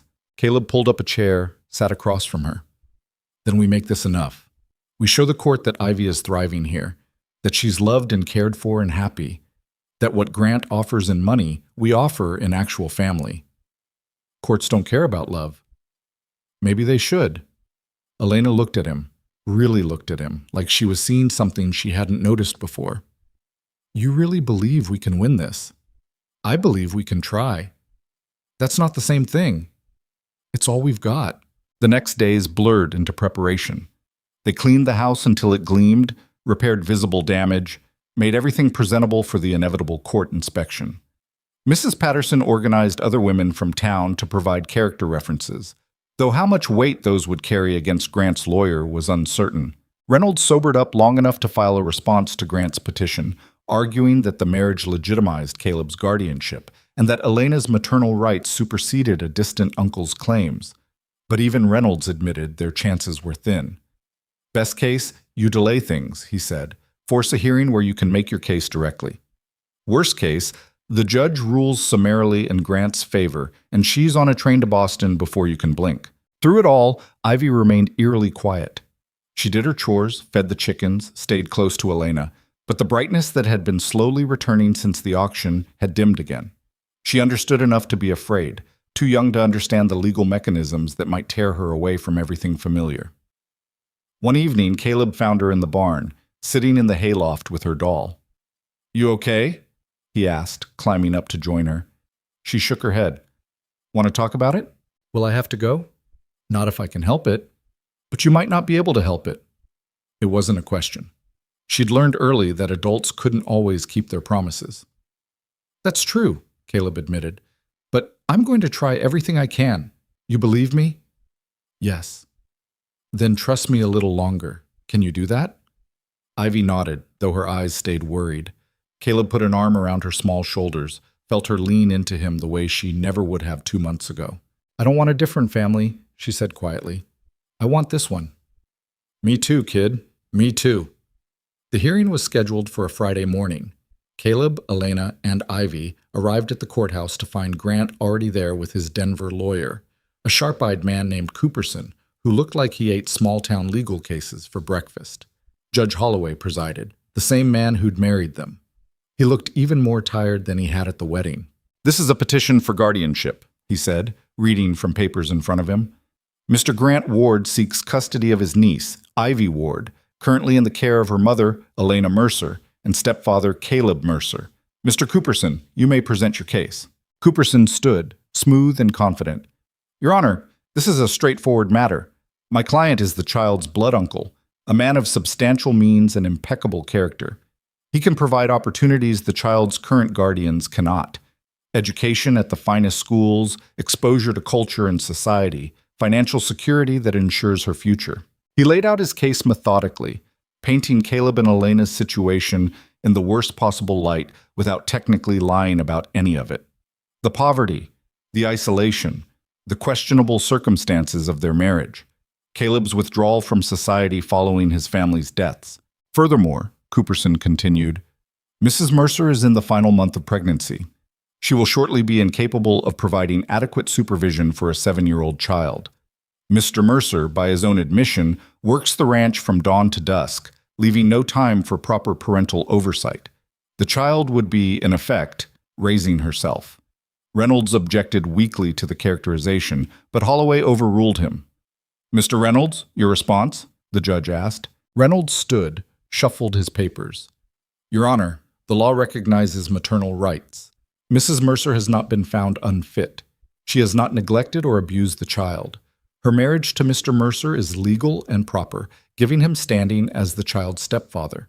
To remove Ivy from her mother's care based solely on financial considerations would be in the child's best interest," Cooperson interrupted, "which is the court's primary concern." "The court's primary concern," Reynolds shot back, "should be keeping families together unless there's compelling reason to separate them. Mr. Ward offers money and status. The Mercers offer a home, stability, and actual love for this child." "Love doesn't pay for education," Cooperson said. "No, but it pays for something money can't buy." Judge Holloway held up a hand. "Gentlemen, please. I'd like to hear from the principals themselves." He looked at Elena. "Mrs. Mercer, what do you have to say regarding this petition?" Elena stood, her hands resting on her swollen belly. When she spoke, her voice was steady despite the obvious fear. "Your Honor, Ivy is my daughter. I've raised her from birth, cared for her through her father's illness and death, protected her through circumstances no child should face. I won't claim we're wealthy or that we can offer her every material advantage, but we can offer her something Grant Ward cannot.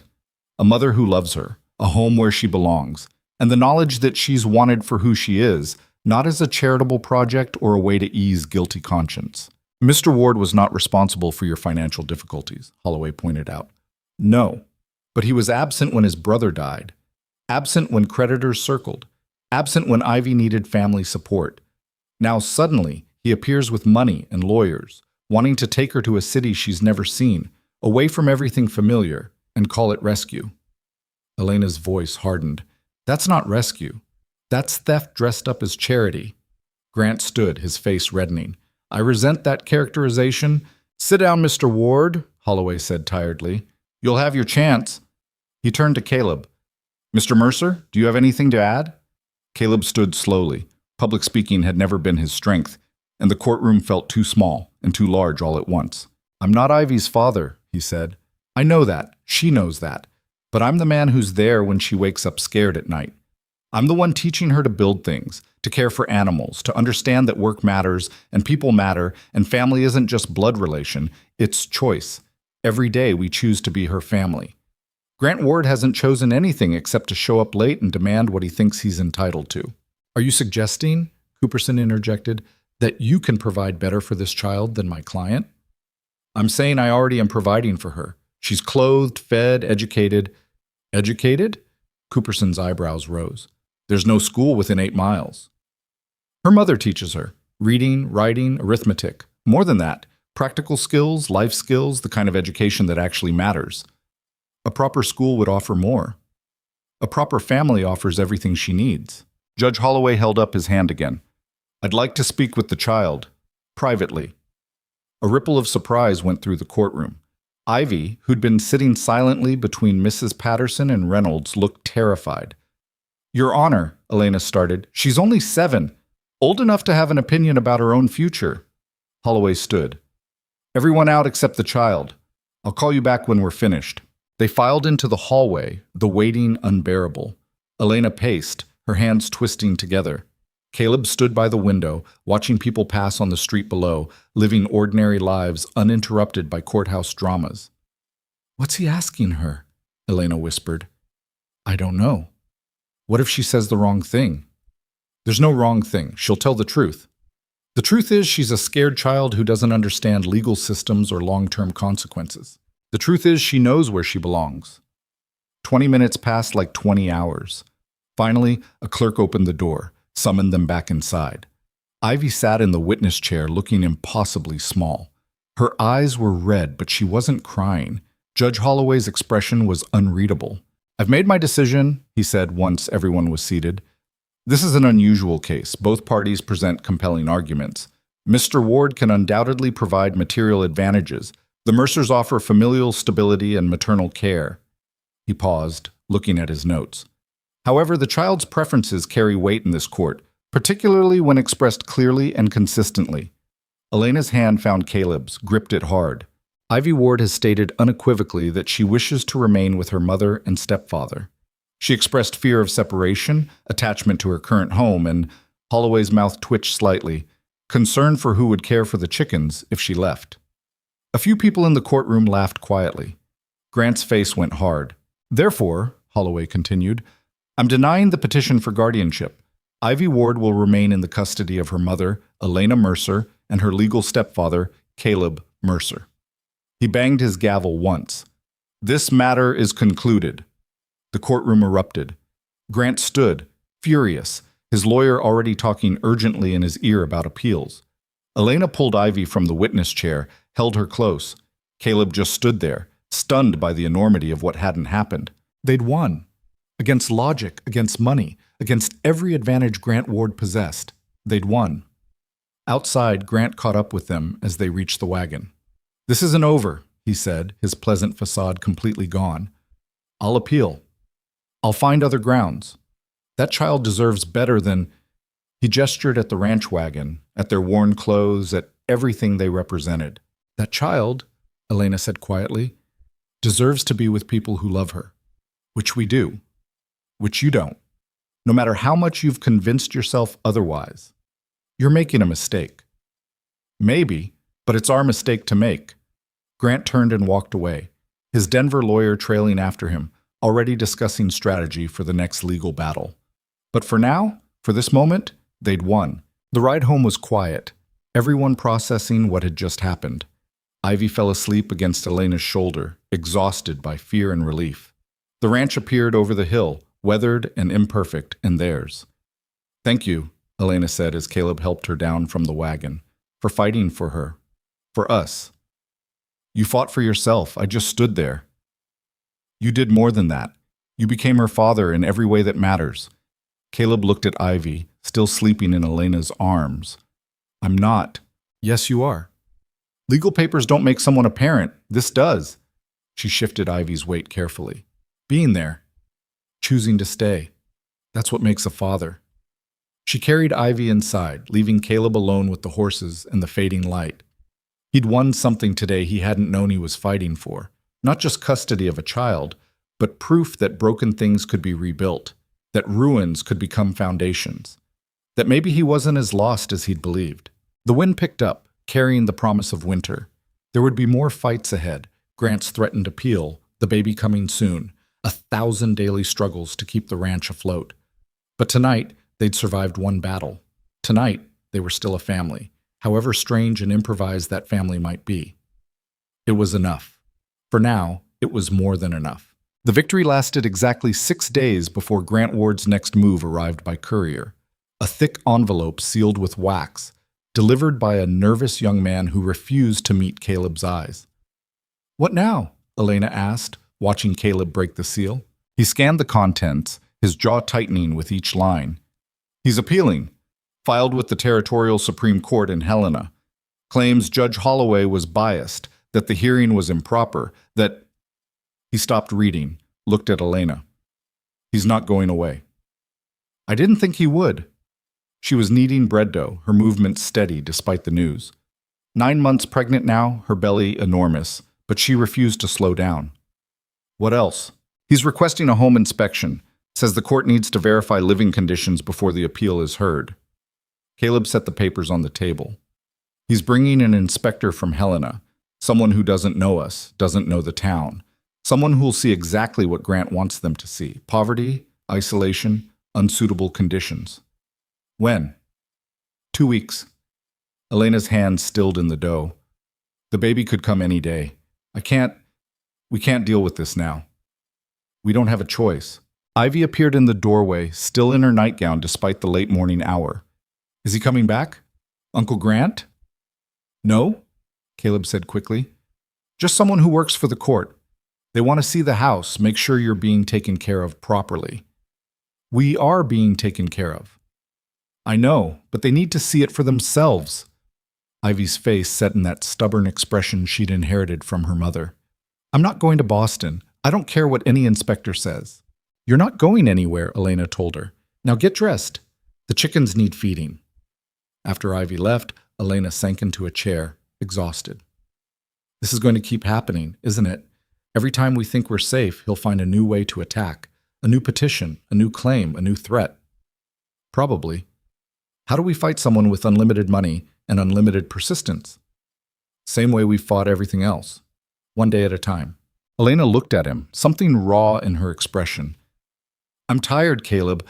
Tired of fighting, tired of being afraid, tired of... Her voice broke. I just want to have this baby in peace. Is that too much to ask? Caleb pulled up a chair beside her, close enough that their knees almost touched. No, it's not too much.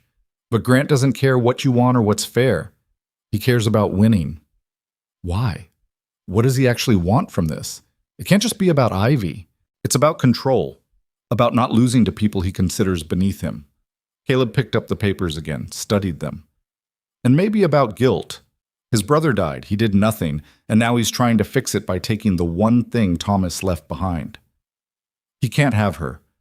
Then we make sure the inspector sees a home worth keeping her in. The next 2 weeks became a frantic scramble to make the ranch presentable for official scrutiny. They cleaned everything that could be cleaned, repaired everything that could be repaired, and hid everything that couldn't. Mrs. Patterson arrived with more women from town, bringing supplies and offering help that Elena was too proud to accept until Caleb pointed out that pride wouldn't win legal battles. Let them help, he said. Save your strength for the baby. I don't want charity. It's not charity, it's people trying to fix what they should have prevented in the first place. He gestured at the women unloading baskets of food and fabric. Let them earn back their self-respect. Elena relented, though she supervised every detail with the intensity of a general preparing for war. Curtains were washed and rehung. Floors were scrubbed until the wood gleamed. The vegetable garden was weeded and organized into neat, impressive rows. Even the barn got attention. Tools arranged properly, Hay stacked precisely, horses groomed until they shone. Caleb worked until his hands bled, until exhaustion made him clumsy. One evening, he was replacing a broken window pane when the glass slipped, slicing deep into his palm. Blood welled immediately, dripping onto the floor. "Let me see," Elena said, appearing from nowhere with clean cloth. "It's fine." "It's not fine. Sit down." He sat. She wrapped his hand with efficient, practiced movements, pulling the cloth tight enough to sting. "You're doing too much," she said. "So are you. I'm pregnant, not dying. There's a difference." She tied off the bandage, didn't let go of his hand. "You need to pace yourself. This inspection, it's important, but it's not worth killing yourself over. If we lose Ivy, we won't." She said it with absolute certainty. "They can inspect every corner of this house, interview every person in town, and they'll see the same thing Judge Holloway saw, a child who's loved and cared for. That has to count for something." "Does it? In a system that values money over everything else?" "It has to," Elena repeated, though her voice was less certain now. "Because if it doesn't, then what's the point of any of this?" She released his hand, stood slowly, one hand pressed to her lower back. Caleb watched her move around the kitchen, this woman who'd been auctioned like property and somehow maintained dignity through everything that followed. She was stronger than him, had always been stronger. "Elena," he said. She turned. "If the baby comes before the inspection, it won't. But if it does, or if there are complications, I need you to know." He struggled for words that wouldn't sound like goodbye. "Ivy will be safe. No matter what happens with the appeal, with Grant, with any of it, I'll make sure she's safe." Elena's eyes filled with tears she refused to let fall. "Nothing's going to happen to me." "You don't know that." "I know I've survived too much to die in childbirth.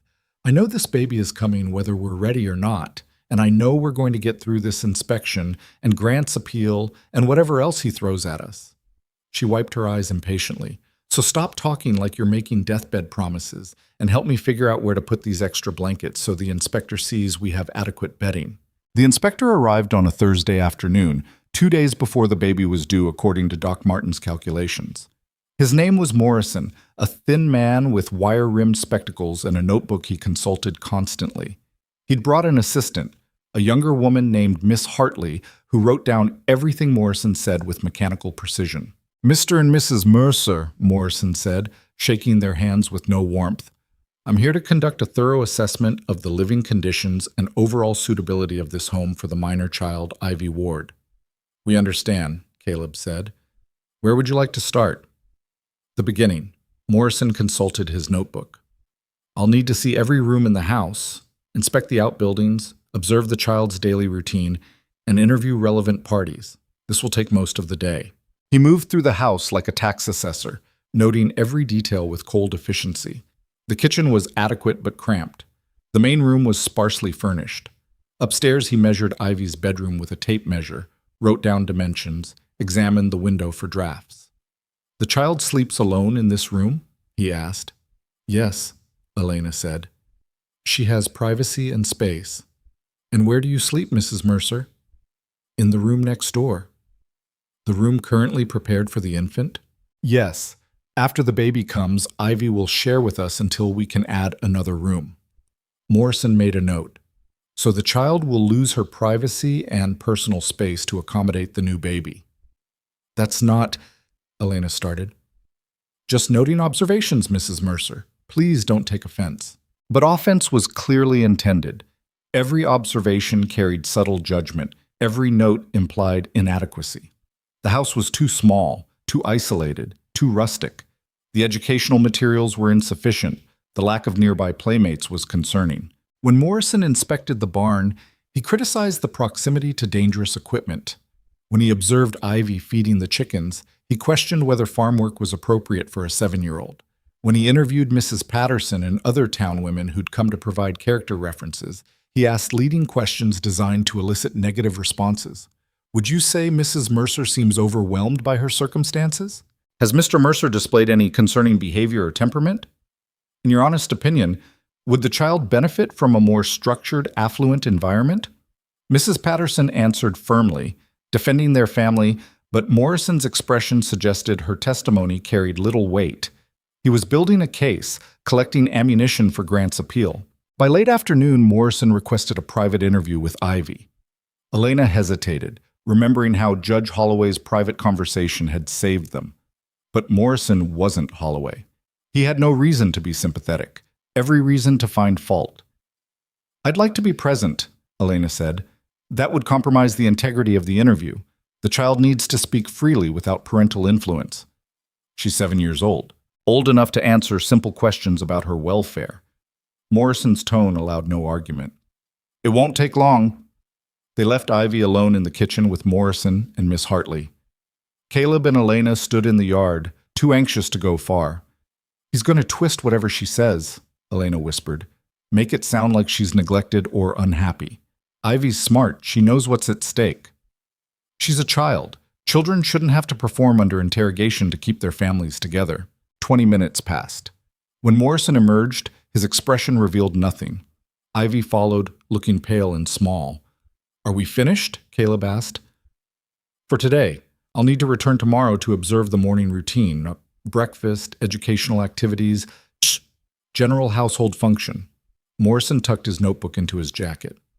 "I'll submit my report to the territorial court within the week." "And your preliminary assessment?" Elena couldn't help asking. Morrison's smile was thin and professional. "I make no preliminary assessments, Mrs. Mercer. Only thorough, documented observations. Good day." He left with Miss Hartley trailing behind, their carriage kicking up dust as it pulled away. Caleb watched them go, feeling like they'd just failed a test they hadn't known they were taking. "What did he ask you?" Elena asked Ivy. "If I was happy. If I had enough food. If anyone hurt me." Ivy picked at her sleeve. "If I missed my papa." "What did you say?" "I said I was happy. That I had enough food. That nobody hurt me." She looked up, eyes too old for her age. "And I said I miss Papa every day, but that doesn't mean I want to leave." Elena pulled her close. "You did perfectly." But Caleb saw the doubt in her eyes. Perfect might not be enough against a system designed to favor wealth and status over love and stability. That night, Elena's water broke. She was washing dishes when it happened, a sudden rush that soaked her dress and pooled on the kitchen floor. She stood frozen for a moment, disbelief and fear warring on her face. "Caleb," she said quietly. He was in the barn but heard something in her tone that made him run. By the time he reached the house, she was gripping the table, breathing through a contraction. "The baby's coming," she said unnecessarily. "Now! It's not supposed to—" Babies don't follow schedules. Another contraction hit, stronger. She gasped, leaned heavily on the table. "Get Doc Martin, and wake Ivy. I don't want her scared if she wakes up alone." Caleb's mind went blank for a crucial second, then kicked into panic deficiency. He ran upstairs, woke Ivy gently, explained that the baby was coming and she needed to stay with her mother. Then he saddled the fastest horse and rode for town like the devil Morrison had accused him of being. Doc Martin was asleep but came immediately, gathering his medical bag and muttering about babies with poor timing. The ride back seemed endless. Every minute, another minute, Elena was alone except for a terrified 7-year-old. They burst into the house to find Elena on the floor again, this time by choice, kneeling beside the bed they'd brought downstairs for exactly this purpose. Ivy sat beside her, holding her hand, trying to be brave. "About time," Elena gasped. "This baby doesn't want to wait." Doc Martin took over with practiced calm, examining her, asking questions, preparing his instruments. Caleb stood uselessly by the door until Elena looked at him with wild eyes. "Don't just stand there," she said. "I need—" A contraction cut her off, vicious and overwhelming. "What do you need?" Caleb moved closer. "Your hand, something to hold on to." He knelt beside her, offered his hand. She gripped it hard enough to hurt, her nails digging into his palm. Through the next hour, she held on like he was the only thing keeping her anchored to the world. Contractions came faster, stronger, until there was no break between them, just continuous pain that she endured with gritted teeth and occasional curses. "I see the head," Doc Martin announced. "Next contraction, Elena. I need you to push." "I can't." "You can. You've done this before." "That was different." She gasped, squeezed Caleb's hand harder. "That was before everything—" Elena, look at me. Caleb waited until her pain-glazed eyes focused on his. You can do this. You're the strongest person I know. You survived an auction, survived poverty, survived everything Grant threw at us. You can survive this. What if I can't? Then I'll be right here anyway. But you can. The next contraction hit. Elena pushed, screaming with effort, her whole body straining. Ivy buried her face in a blanket, terrified.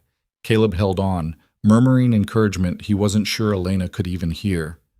Again, Doc Martin said. One more, almost there. Another push, another scream, and then a different sound, the thin, outraged wail of a newborn baby entering the world against his will. It's a boy, Doc Martin announced, holding up a squirming, blood-covered infant. Healthy lungs, good color. You did it, Elena. Elena collapsed back, exhausted beyond words. Doc Martin cleaned the baby quickly, wrapped him in a blanket, placed him on Elena's chest. She looked down at her son, tears streaming down her face. Thomas, she whispered. His name is Thomas, after his father. The baby, Thomas, wailed again, furious at the cold and light and strangeness of being alive. Elena held him close, her hand impossibly gentle on his tiny head. Ivy crept closer, peering at her new brother with cautious interest. He's really small. You were that small once, Elena said. Was I that loud? Louder. Caleb stood, giving them space, feeling like an intruder on this moment. But Elena reached for him, pulled him back down. Look, she said. Look at him properly. Caleb looked. The baby was red and wrinkled and covered in vernix, nothing like the sanitized images of newborns he'd seen in books. But he was alive, breathing, real. A person who hadn't existed an hour ago, and now did, who would grow and change and need things Caleb had no idea how to provide. He's perfect, Caleb said, because that's what you said about babies, even when they looked like angry old men. He is. Elena's eyes were closing, exhaustion pulling her under. Keep him safe, both of them. Promise me. I promise. Even if something happens to me, nothing's going to happen to you. Promise anyway. I promise. She fell asleep mid-sentence, her body finally giving in to the need for rest. Doc Martin took the baby, cleaned him more thoroughly, examined him with professional thoroughness. He's healthy, he announced. Good weight, no obvious problems. He'll need to eat soon, but let Elena sleep for now. She's earned it. Caleb sat beside Elena's bed, watching her sleep, watching Ivy curl up next to her mother, watching this family he'd accidentally created sleep in a pile of exhaustion and relief. Doc Martin puttered around, cleaning up, making notes, muttering about dramatic births and babies with poor timing. You did well, he told Caleb. Kept her calm, kept yourself from panicking. That's more than most fathers manage. I'm not, Caleb started, then stopped. What was he, if not a father? He'd stood with Elena through the birth, promised to protect her children, married her in the eyes of the law. Legal definitions mattered, but so did the reality of holding someone's hand while they screamed and trusting you'd still be there when the screaming stopped. Yeah, he said finally. Thanks. Doc Martin left before dawn, promising to return the next day to check on Elena and the baby. Caleb dozed in a chair, waking every time Thomas made noise, which was frequently.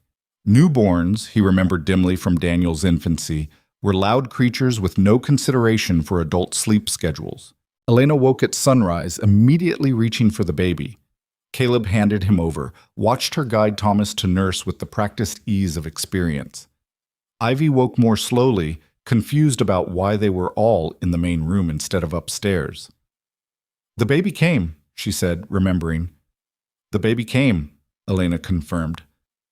Say hello to your brother. Ivy studied Thomas with the critical eye of someone evaluating a potentially defective product. He's still really small. He'll grow. When? Soon. Faster than you think. Morrison returned at 9 o'clock, Miss Hartley trailing behind him, both looking surprised to find a newborn baby in the house. Mrs. Mercer, Morrison said, recovering quickly. I wasn't aware you'd given birth. It happened last night. Elena was sitting up in bed, Thomas in her arms, looking exhausted but defiant. Did you need something? I was scheduled to observe the morning routine. His eyes traveled over the scene, the makeshift bed in the main room, the medical supplies scattered everywhere, Caleb looking haggard from no sleep. Though clearly circumstances have changed. Life happens, Elena said flatly. Even during inspections. Morrison made notes. Miss Hartley made notes. Both of them looked at the baby with expressions Caleb couldn't quite read. Calculation maybe, or ammunition being cataloged for future use. I'll need to include this in my report, Morrison said. The addition of an infant to an already stretched household. The increased burden on resources and attention. The potential impact on the older child's care and supervision. The potential impact, Elena said, voice hardening, is that Ivy has a brother to love and protect. That this family has grown stronger, not weaker. That we're exactly what we've always been. People taking care of each other. That's a lovely sentiment, Mrs. Mercer. Unfortunately, sentiments don't feed children or pay for medical care or provide educational opportunities. Morrison closed his notebook. I believe I have everything I need. The court will be in touch regarding the appeal hearing. He left without ceremony. Caleb followed him to the door, fighting the urge to drag him back and force him to see what they actually were, instead of the poverty-stricken tragedy he was determined to report. That man is going to destroy us, Elena said after the door closed. He's going to try. It's the same thing. She looked down at Thomas, sleeping peacefully against her chest, oblivious to legal battles and social workers and uncles who wanted to tear families apart. What kind of world is this, where loving your children isn't enough to keep them? The kind we live in. Caleb sat on the edge of the bed, careful not to jostle her. But we knew that going in. We knew Grant wouldn't stop, that the system favors money, that we'd have to fight harder than should be necessary. I'm tired of fighting. I know. I just want to be a mother. Is that so unreasonable? No, but reasonable stopped mattering the day they put you on that auction block. Elena leaned against him, her head on his shoulder, the baby between them like a fragile bridge. Ivy climbed onto the bed too, creating a pile of humans in various states of exhaustion and determination. We're not giving up, Ivy announced. Right? We're staying together no matter what Morrison writes in his stupid report. Right, Elena agreed. Right, Caleb echoed, though he had no idea how they'd manage it. But giving up wasn't an option. Hadn't been since the moment he'd raised his hand at that auction and bought himself into a family he hadn't known he needed. The week after Thomas's birth passed in a blur of sleepless nights and constant feeding and the peculiar chaos that newborns brought to any household. Elena recovered slowly, still weak from childbirth, trying to balance caring for an infant with caring for Ivy and managing a household that continued falling apart faster than Caleb could repair it. Morrison's report arrived on a Tuesday, delivered by the same nervous courier who'd brought Grant's appeal. Caleb read it standing in the yard, his anger building with each word. The report was damning. Morrison had documented every flaw, every inadequacy, every sign that the Mercer household was unsuitable for raising children. He noted the cramped living conditions, the financial instability, Caleb's social isolation, Elena's exhaustion. He questioned whether adequate supervision was possible with an infant demanding constant attention. He suggested that Ivy's educational and social development were being sacrificed to simple survival. His conclusion was clear: the child would be better served in the care of Grant Ward, who could provide stability, education, and opportunities that her current guardians could not. We're losing, Caleb said when Elena read the report. Morrison gave Grant everything he needed. Then we fight harder. With what? We don't have money for better lawyers. We don't have social standing. We don't have anything except each other. Elena set down the report, picked up Thomas, who was fussing for his next feeding. We have each other. And we have the truth. That Ivy is loved here, cared for here, happy here. That has to mean something. It didn't mean enough to stop Morrison. Morrison is one man writing one report. The court still has to rule. She settled into the rocking chair, guided Thomas to nurse. We haven't lost yet. Don't act like we have. But Caleb could feel the ground shifting beneath them, could sense the inevitable approaching like a storm on the horizon. They'd won one battle in Judge Holloway's courtroom, but this was a war, and wars weren't won by love and determination. They were won by whoever had more resources, more power, more ability to outlast their opponent. Grant Ward had all of those things. They had none of them. The appeal hearing was scheduled for 3 weeks away in Helena, the territorial capital. Reynolds warned them to expect a much less sympathetic reception than they'd gotten from Holloway. Territorial judges don't know you, don't care about small-town dynamics, and they definitely care about legal precedent, he said. Morrison's report carries weight. Grant's lawyer will use it to paint a picture of two people overwhelmed by poverty trying to raise children they can't adequately support. But we can support them, Elena insisted. Can you? Really? Reynolds' bluntness was almost cruel. You're barely surviving. One bad winter, one sick cow, one unexpected expense, and you're right back where you started, in debt with no way out. Grant can offer certainty. You can only offer hope. Which do you think a court values more? The question sat unanswered because they all knew the truth. That night, Caleb couldn't sleep. He walked the property in darkness, checking fences that didn't need checking, counting cattle that were exactly where they'd been hours before. The ranch felt like a prison suddenly. This place he'd built his life around, that had given him purpose after Sarah and Daniel died, now felt like the very thing trapping him in a losing battle. He found himself at the small cemetery on the north edge of the property where Sarah and Daniel were buried. He hadn't visited in months, had avoided it with the single-minded determination of someone who knew looking back would destroy any forward momentum. The graves were simple, wooden crosses marking dirt that held people who used to matter more than anything. He sat between them, the cold ground seeping through his pants. I don't know what I'm doing, he said to the darkness, to the dead, to himself. I thought I could save them. Thought I could build something from all this broken mess, but maybe I'm just dragging them down with me. Maybe Grant's right. Maybe they'd be better off without... Don't you dare finish that sentence. Caleb turned to find Elena standing at the cemetery edge, wrapped in a shawl, looking furious. What are you doing out here? He asked. You should be resting. I should be keeping my husband from having a crisis of faith in a cemetery at midnight. She moved closer, moving carefully because she was still healing. What are you doing, Caleb?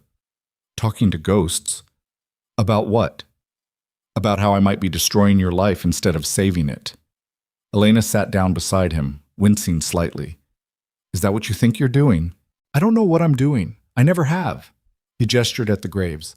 I couldn't save them. What makes me think I can save you? Because we're not asking you to save us. We're asking you to stand with us.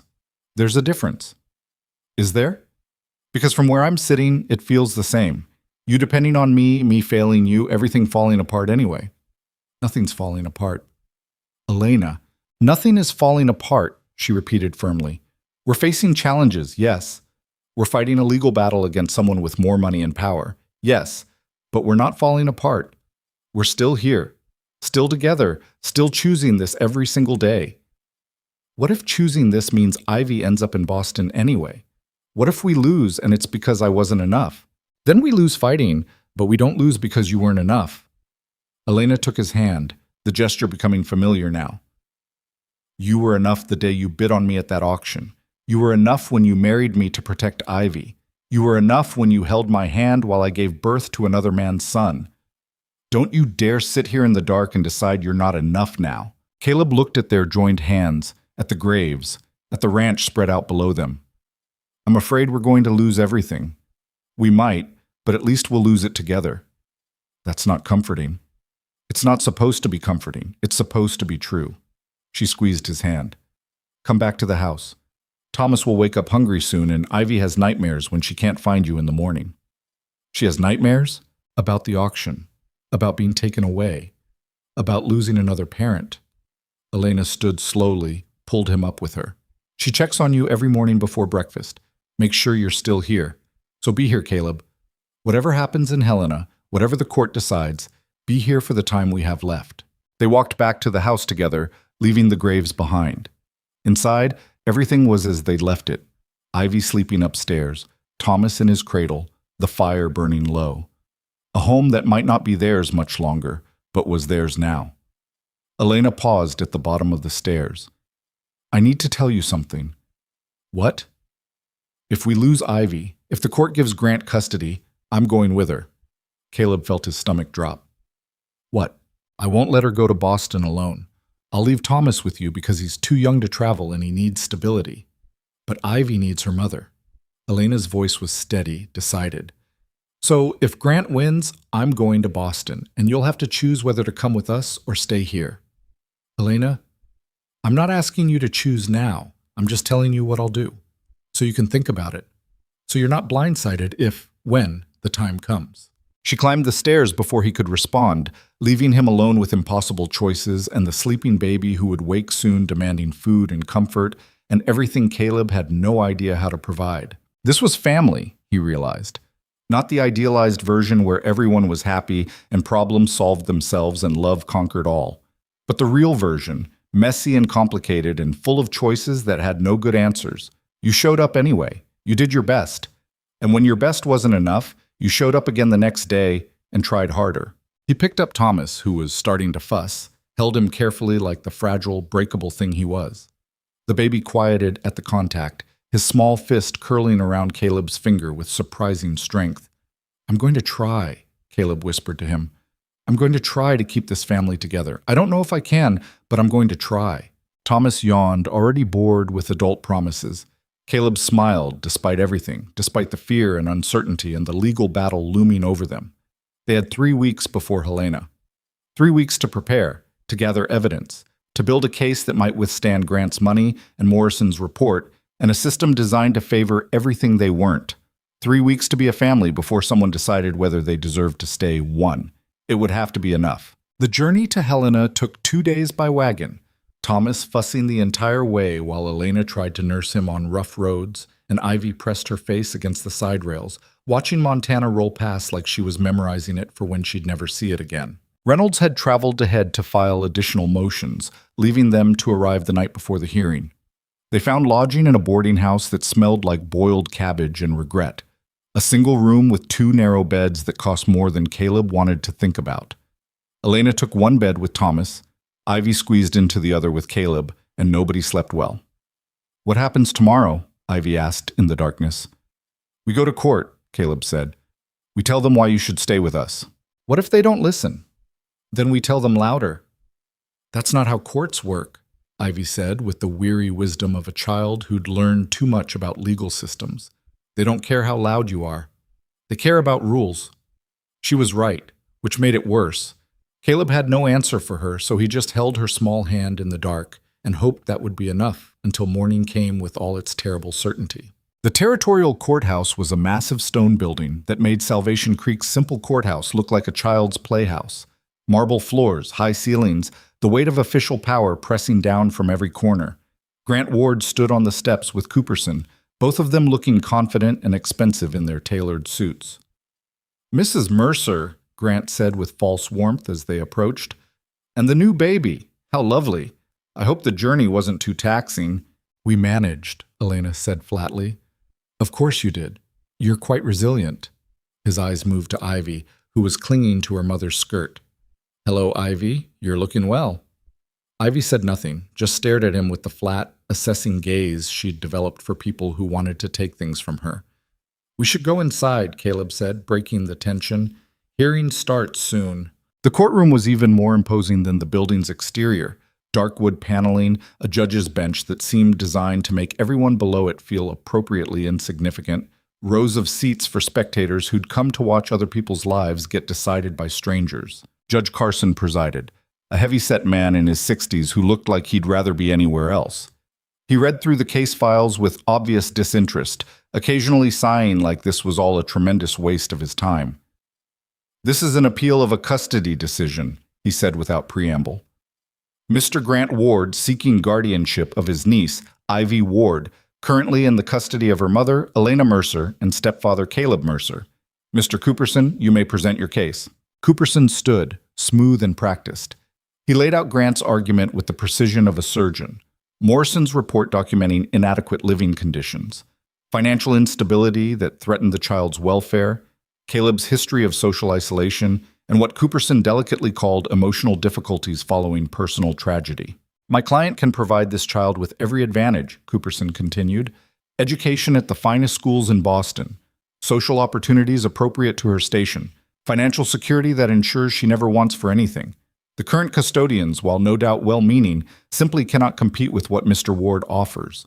He presented Morrison's report as evidence, along with photographs the inspector had taken.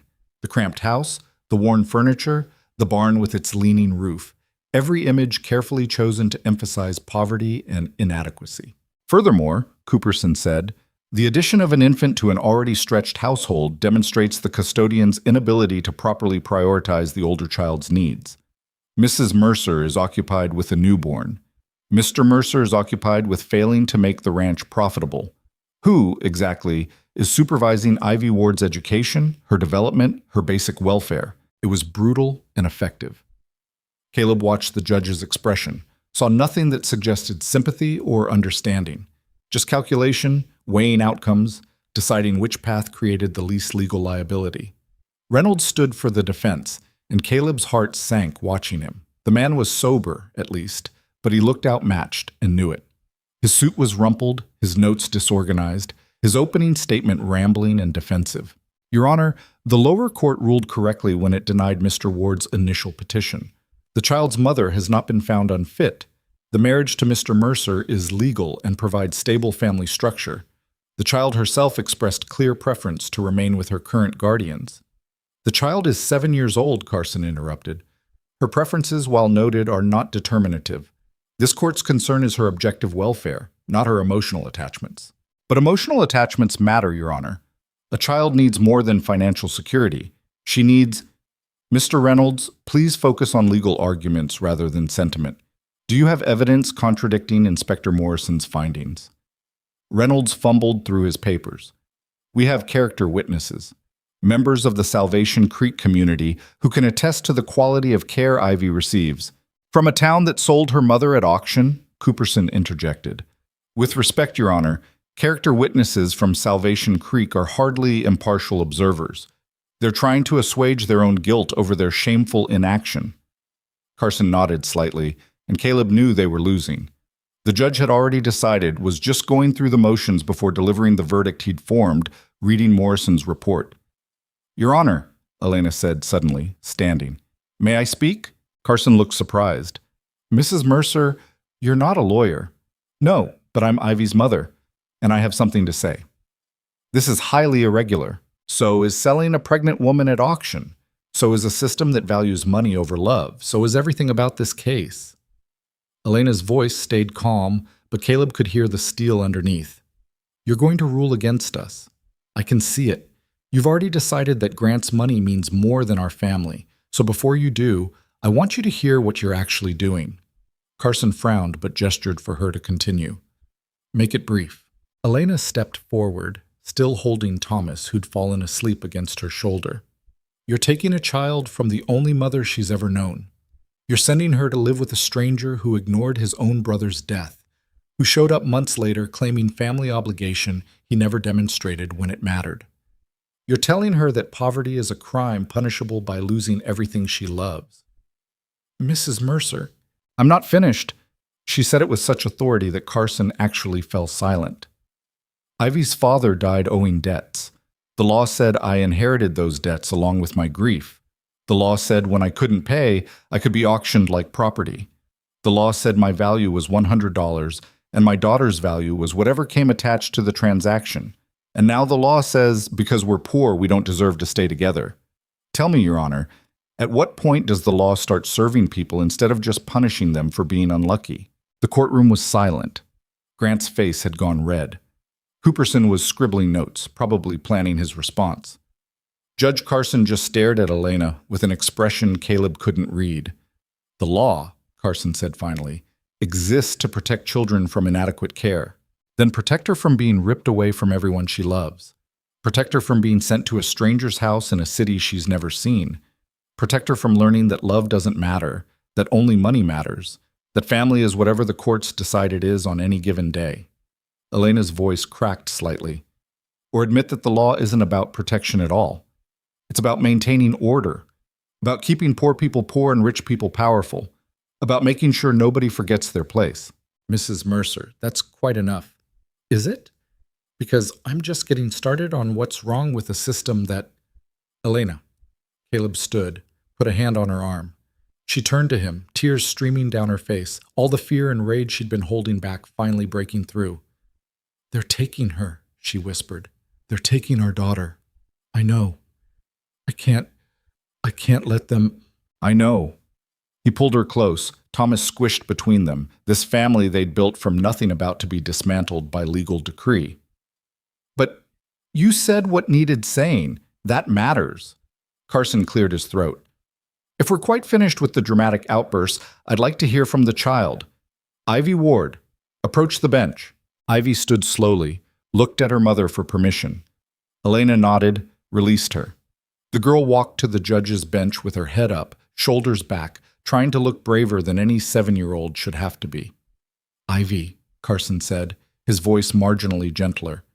Do you understand what's happening here?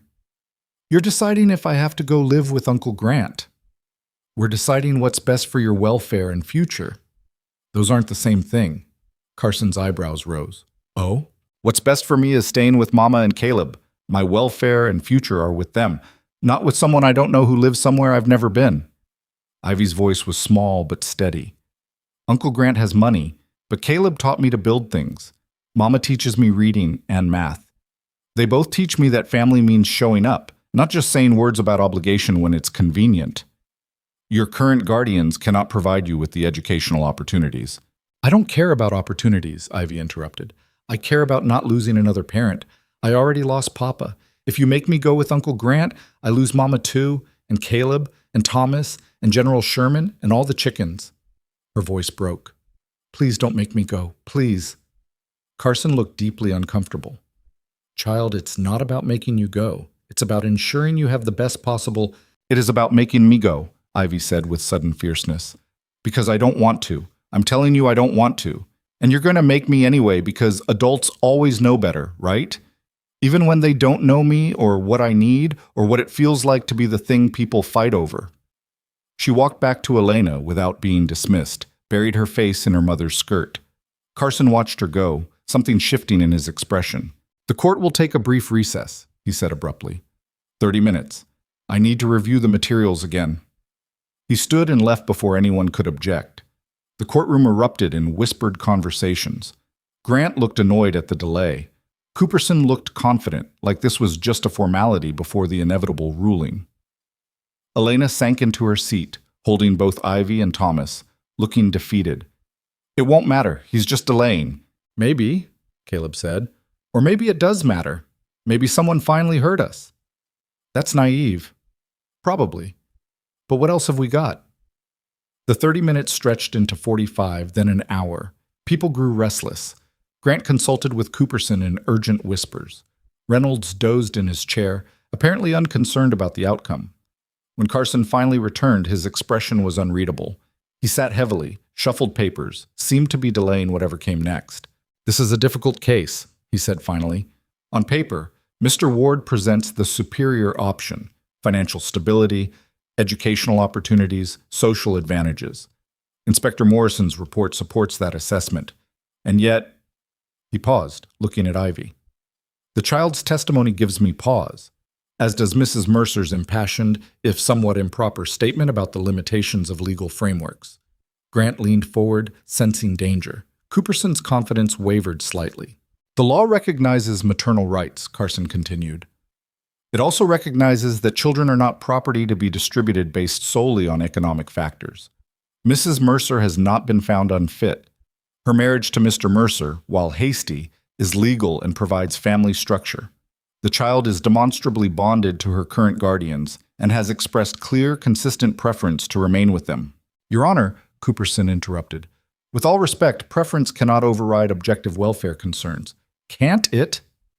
Carson looked at him sharply. This court has read Morrison's report. It documents poverty, yes. Cramped living conditions, yes. Financial struggle, yes. What it does not document is neglect, abuse, or any failure to provide basic care and affection. Being poor is not a crime, Mr. Cooperson, nor is it grounds for severing a mother-child bond. Caleb's heart started beating faster. Elena gripped his hand so hard it hurt. I'm denying the appeal, Carson said. Custody of Ivy Ward remains with her mother, Elena Mercer, and her legal stepfather, Caleb Mercer. Mr. Ward's petition for guardianship is rejected. The courtroom exploded. Grant shot to his feet, furious. Cooperson was already gathering papers, preparing for the next appeal, the next legal maneuver. But Carson wasn't finished. Furthermore, he said, raising his voice over the commotion. I'm issuing an order barring Mr. Grant Ward from filing additional custody petitions regarding this child without substantial new evidence of unfitness or changed circumstances. This family has been subjected to enough legal harassment. The matter is concluded. He banged his gavel with finality. This court is adjourned. Elena collapsed into tears, pulling Ivy close. The girl was crying too, relief and disbelief warring on her face. Thomas woke up and started wailing, adding his voice to the chaos. Caleb just sat there, stunned, unable to quite believe what had just happened. They'd won. Against every advantage Grant possessed, every systemic bias, every documented inadequacy, they'd won. Grant pushed through the crowd, his face purple with rage. This is a travesty. That child deserves better than... That child, Caleb said quietly, standing to face him, deserves to be with people who love her. You don't love her. You love the idea of being the hero who rescued her. There's a difference. You have no idea what you're talking about. Don't I? You showed up months after your brother died, months after Elena lost everything. You didn't come to help. You came to claim, to take, to win. Caleb stepped closer. Well, you lost, and now you need to leave us alone. I'll appeal to the federal court. You heard the judge. No more petitions without new evidence. And there won't be any new evidence because we're taking care of her. She's happy, healthy, and loved. That's all the evidence that matters. Grant looked like he wanted to argue more, but Cooperson put a hand on his arm, murmured something about legal strategy and better battles. They left together, Grant casting one last look at Ivy that might have been regret or might have been injured pride. Reynolds materialized beside them, grinning. Well, that was unexpected. You thought we'd lose, Elena said. I thought you'd definitely lose, but I'm happy to be wrong. He tipped his hat. Congratulations, Mrs. Mercer. You made a territorial judge question the entire legal system. That's no small feat. I just told the truth. Sometimes that's enough. Reynolds shook Caleb's hand. Take care of them, and maybe stay away from courtrooms for a while. That's the plan. They left the courthouse into afternoon sunlight that seemed brighter than it had any right to be. People passed them on the street going about ordinary business, unaware that something extraordinary had just happened inside that building. We won, Ivy said, like she was testing the words. We actually won. We did, Elena confirmed. Does that mean Uncle Grant can't take me away? Not without the court's permission, and the court said no. Forever? For as long as we can make it last. It wasn't a perfect answer, but Ivy accepted it. She was learning, Caleb thought, that perfect answers didn't exist. You just took what you could get and built on it.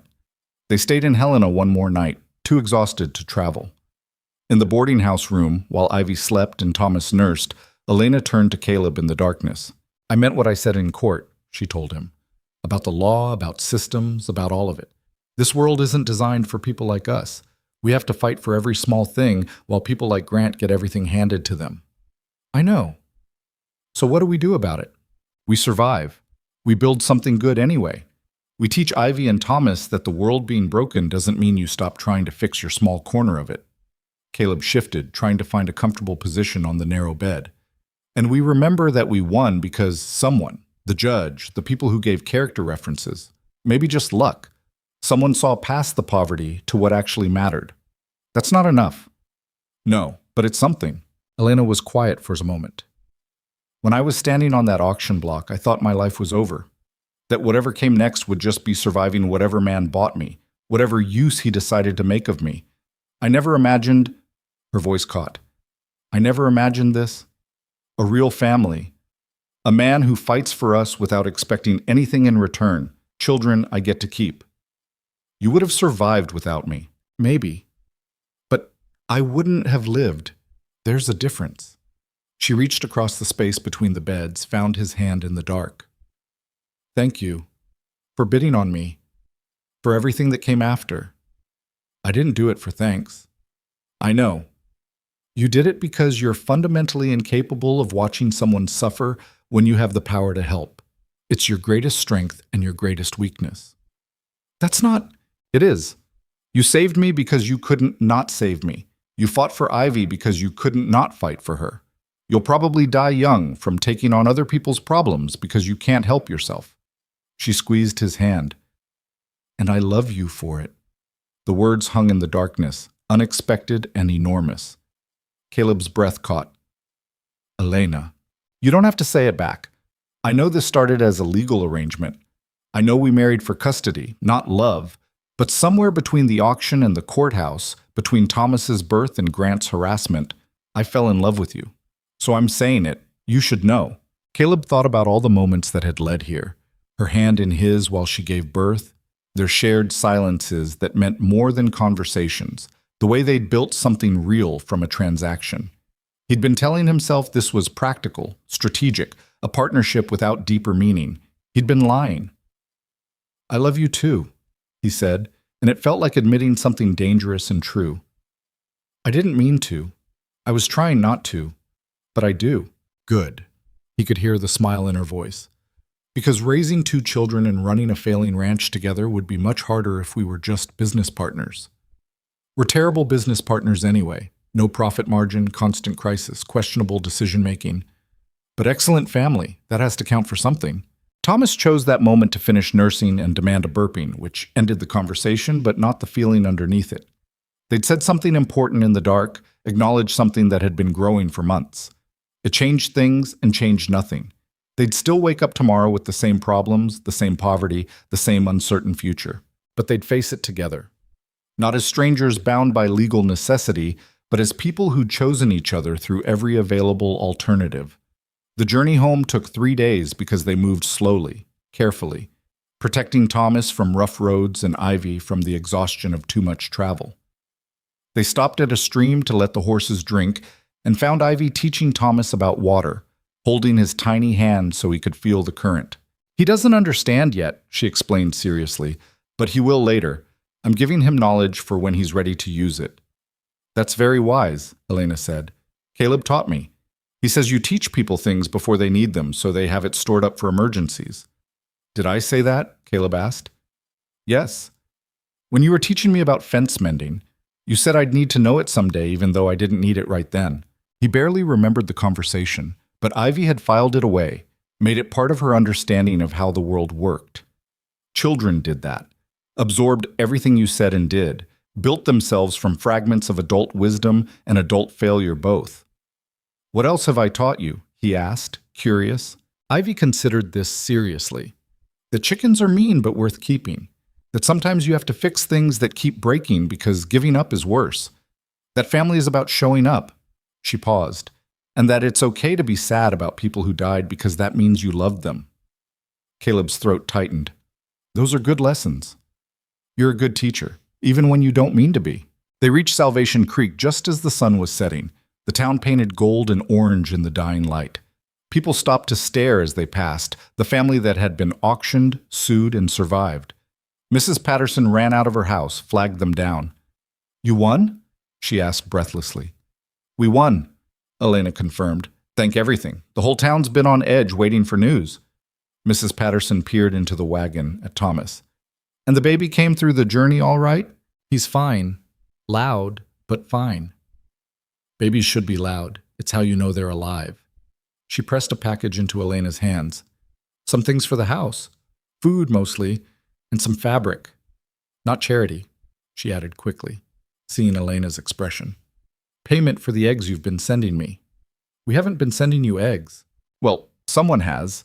Probably Ivy sneaking them into my basket when I visit. So this is payment for stolen goods, if you want to see it that way. Mrs. Patterson smiled. Welcome home. Home. The word felt right as they crested the last hill and the ranch appeared below. Weathered buildings, crooked fences, the barn still leaning slightly to one left. Nothing had improved in their absence, but it looked beautiful anyway because it was theirs. Ivy jumped from the wagon before it fully stopped, ran to check on General Sherman and the hens. The rooster crowed triumphantly at her return, and Ivy crowed back, a strange conversation that apparently made sense to both of them. She's happy, Elena observed. Yeah. Caleb helped her down, careful of Thomas. She is. So am I. Me too. They stood there watching Ivy terrorize the chickens with affection, watching the sun finish its descent, watching their home exist in the particular golden hour that made even broken things look whole. We have a lot of work ahead, Elena said. The ranch is still barely profitable. Winter's coming and we're not prepared. Grant might try something else even with the court order. Nothing's actually solved. I know. But we're together. That's something. It's everything. Elena leaned against him, exhausted but content. Thomas made a small noise, already asleep again in the way newborns could sleep through anything. Ivy emerged from the chicken coop holding an egg like a trophy. They missed me, she announced. They laid extra eggs to celebrate me coming home. That's definitely why they did it, Caleb agreed. I know. Ivy set the egg carefully in her pocket. Can we have eggs for dinner? We can have anything you want for dinner. Eggs then, and bread, and maybe some of that jam Mrs. Patterson gave us. She paused. Are we safe now? Really safe? As safe as we can be. That's not a yes. No, but it's the truth. Ivy nodded, accepting this like she'd accepted everything else. Imperfect answers to impossible questions, safety that came with conditions, love that existed alongside uncertainty.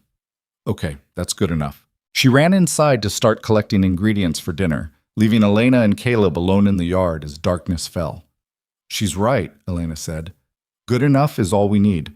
Perfect doesn't exist, but good enough can build a life on. Caleb thought about everything that had led to this moment. The auction, the marriage, the legal battles, the birth, the courtroom victory. None of it had been perfect.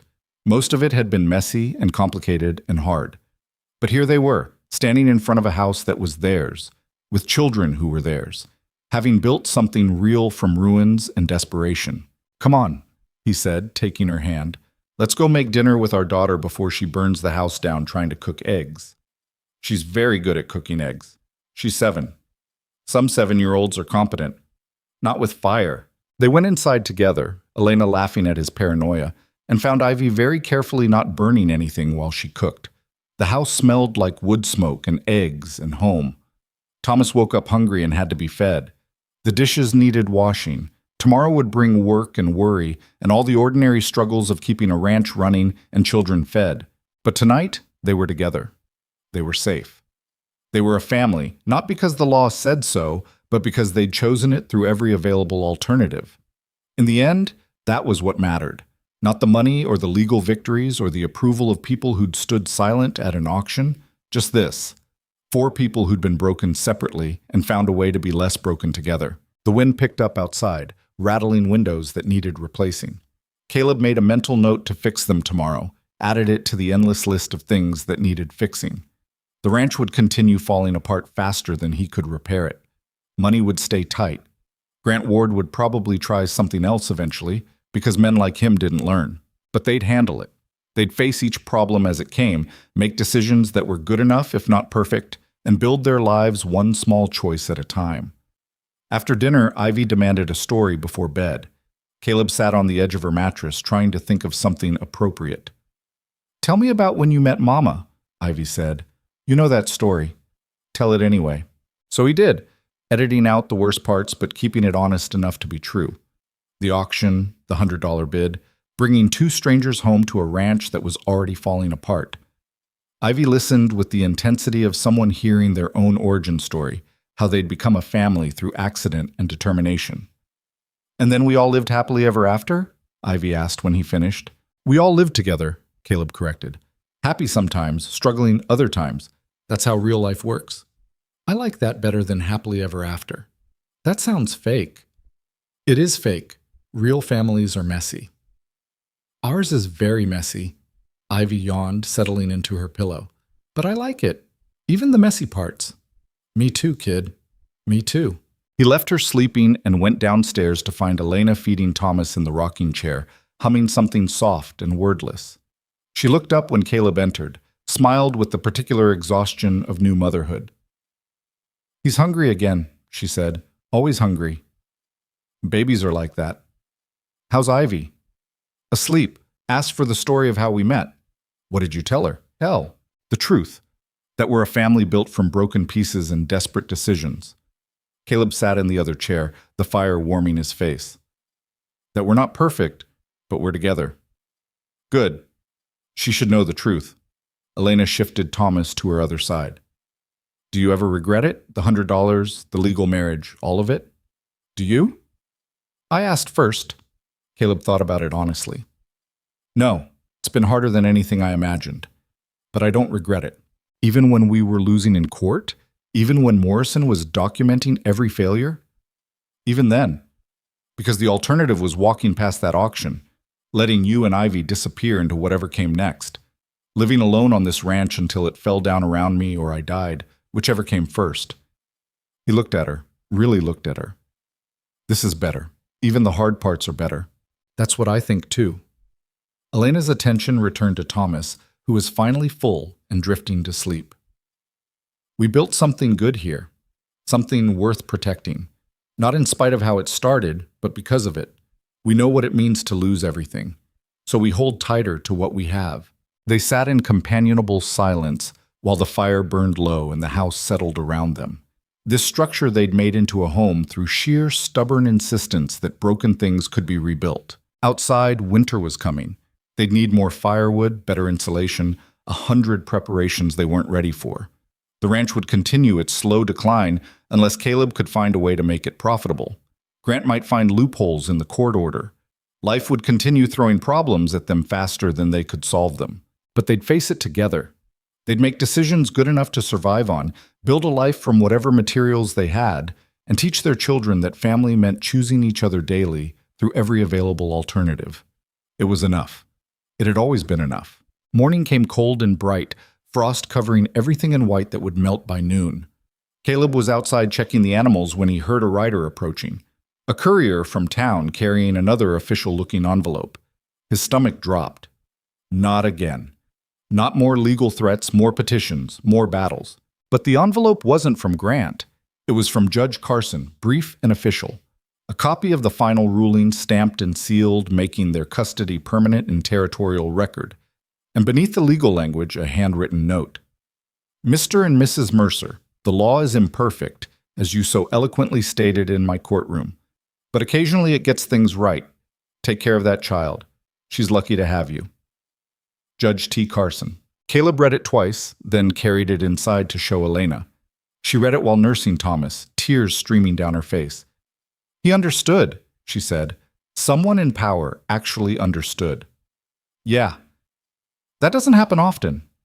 No, but it happened this time. That matters. Ivy appeared, already dressed and ready for chores. What's that? Official paper from the judge, Caleb said. Says you're staying with us permanently. I already knew that. Now it's official. Good. Ivy picked up her egg basket. The chickens need feeding. Are you coming, or should I do it myself? I'm coming. They went out together into the cold morning, checking on animals who depended on them, doing work that would need doing again tomorrow and the day after that, building a life from ordinary tasks repeated with care. Elena watched them from the window, Thomas asleep against her shoulder, and thought about how lives changed in moments you didn't see coming. Standing on an auction block, certain everything was ending, a stranger raising his hand, $100 exchanging hands, decisions made in desperation becoming foundations for everything that followed. She'd thought that day had destroyed her life. Instead, it had given her a different one, harder in many ways, uncertain always, but hers in a way nothing had been before. The sun climbed higher, burning off frost, warming the world back to life. Another day on a failing ranch with too much work and not enough money. Another day of loving children and fighting systems and building something good from materials most people would have abandoned. Another day of being enough. Outside, Ivy was teaching Caleb her theories about chicken psychology, while General Sherman attacked his boots. Caleb was laughing, actually laughing, the sound carrying through the cold air. Elena smiled, holding Thomas closer, and understood something fundamental about survival. It wasn't about perfect circumstances or endless resources or systems that worked in your favor. It was about showing up for the people you loved, day after day, building something small and good in a world that tried to break you. It was about choosing family through every alternative, choosing love over logic, choosing to stay when leaving would be easier. It was about being enough, even when enough looked like poverty and struggle and uncertain futures. It was about building from ruins and calling it home. Thomas stirred, waking hungry again. Elena settled in to feed him, looking around the small house that needed so many repairs, that would never be grand or impressive or anything except exactly what it was: shelter for broken people who'd learned to be less broken together. Good enough, she thought, more than good enough. And in the end, that was everything.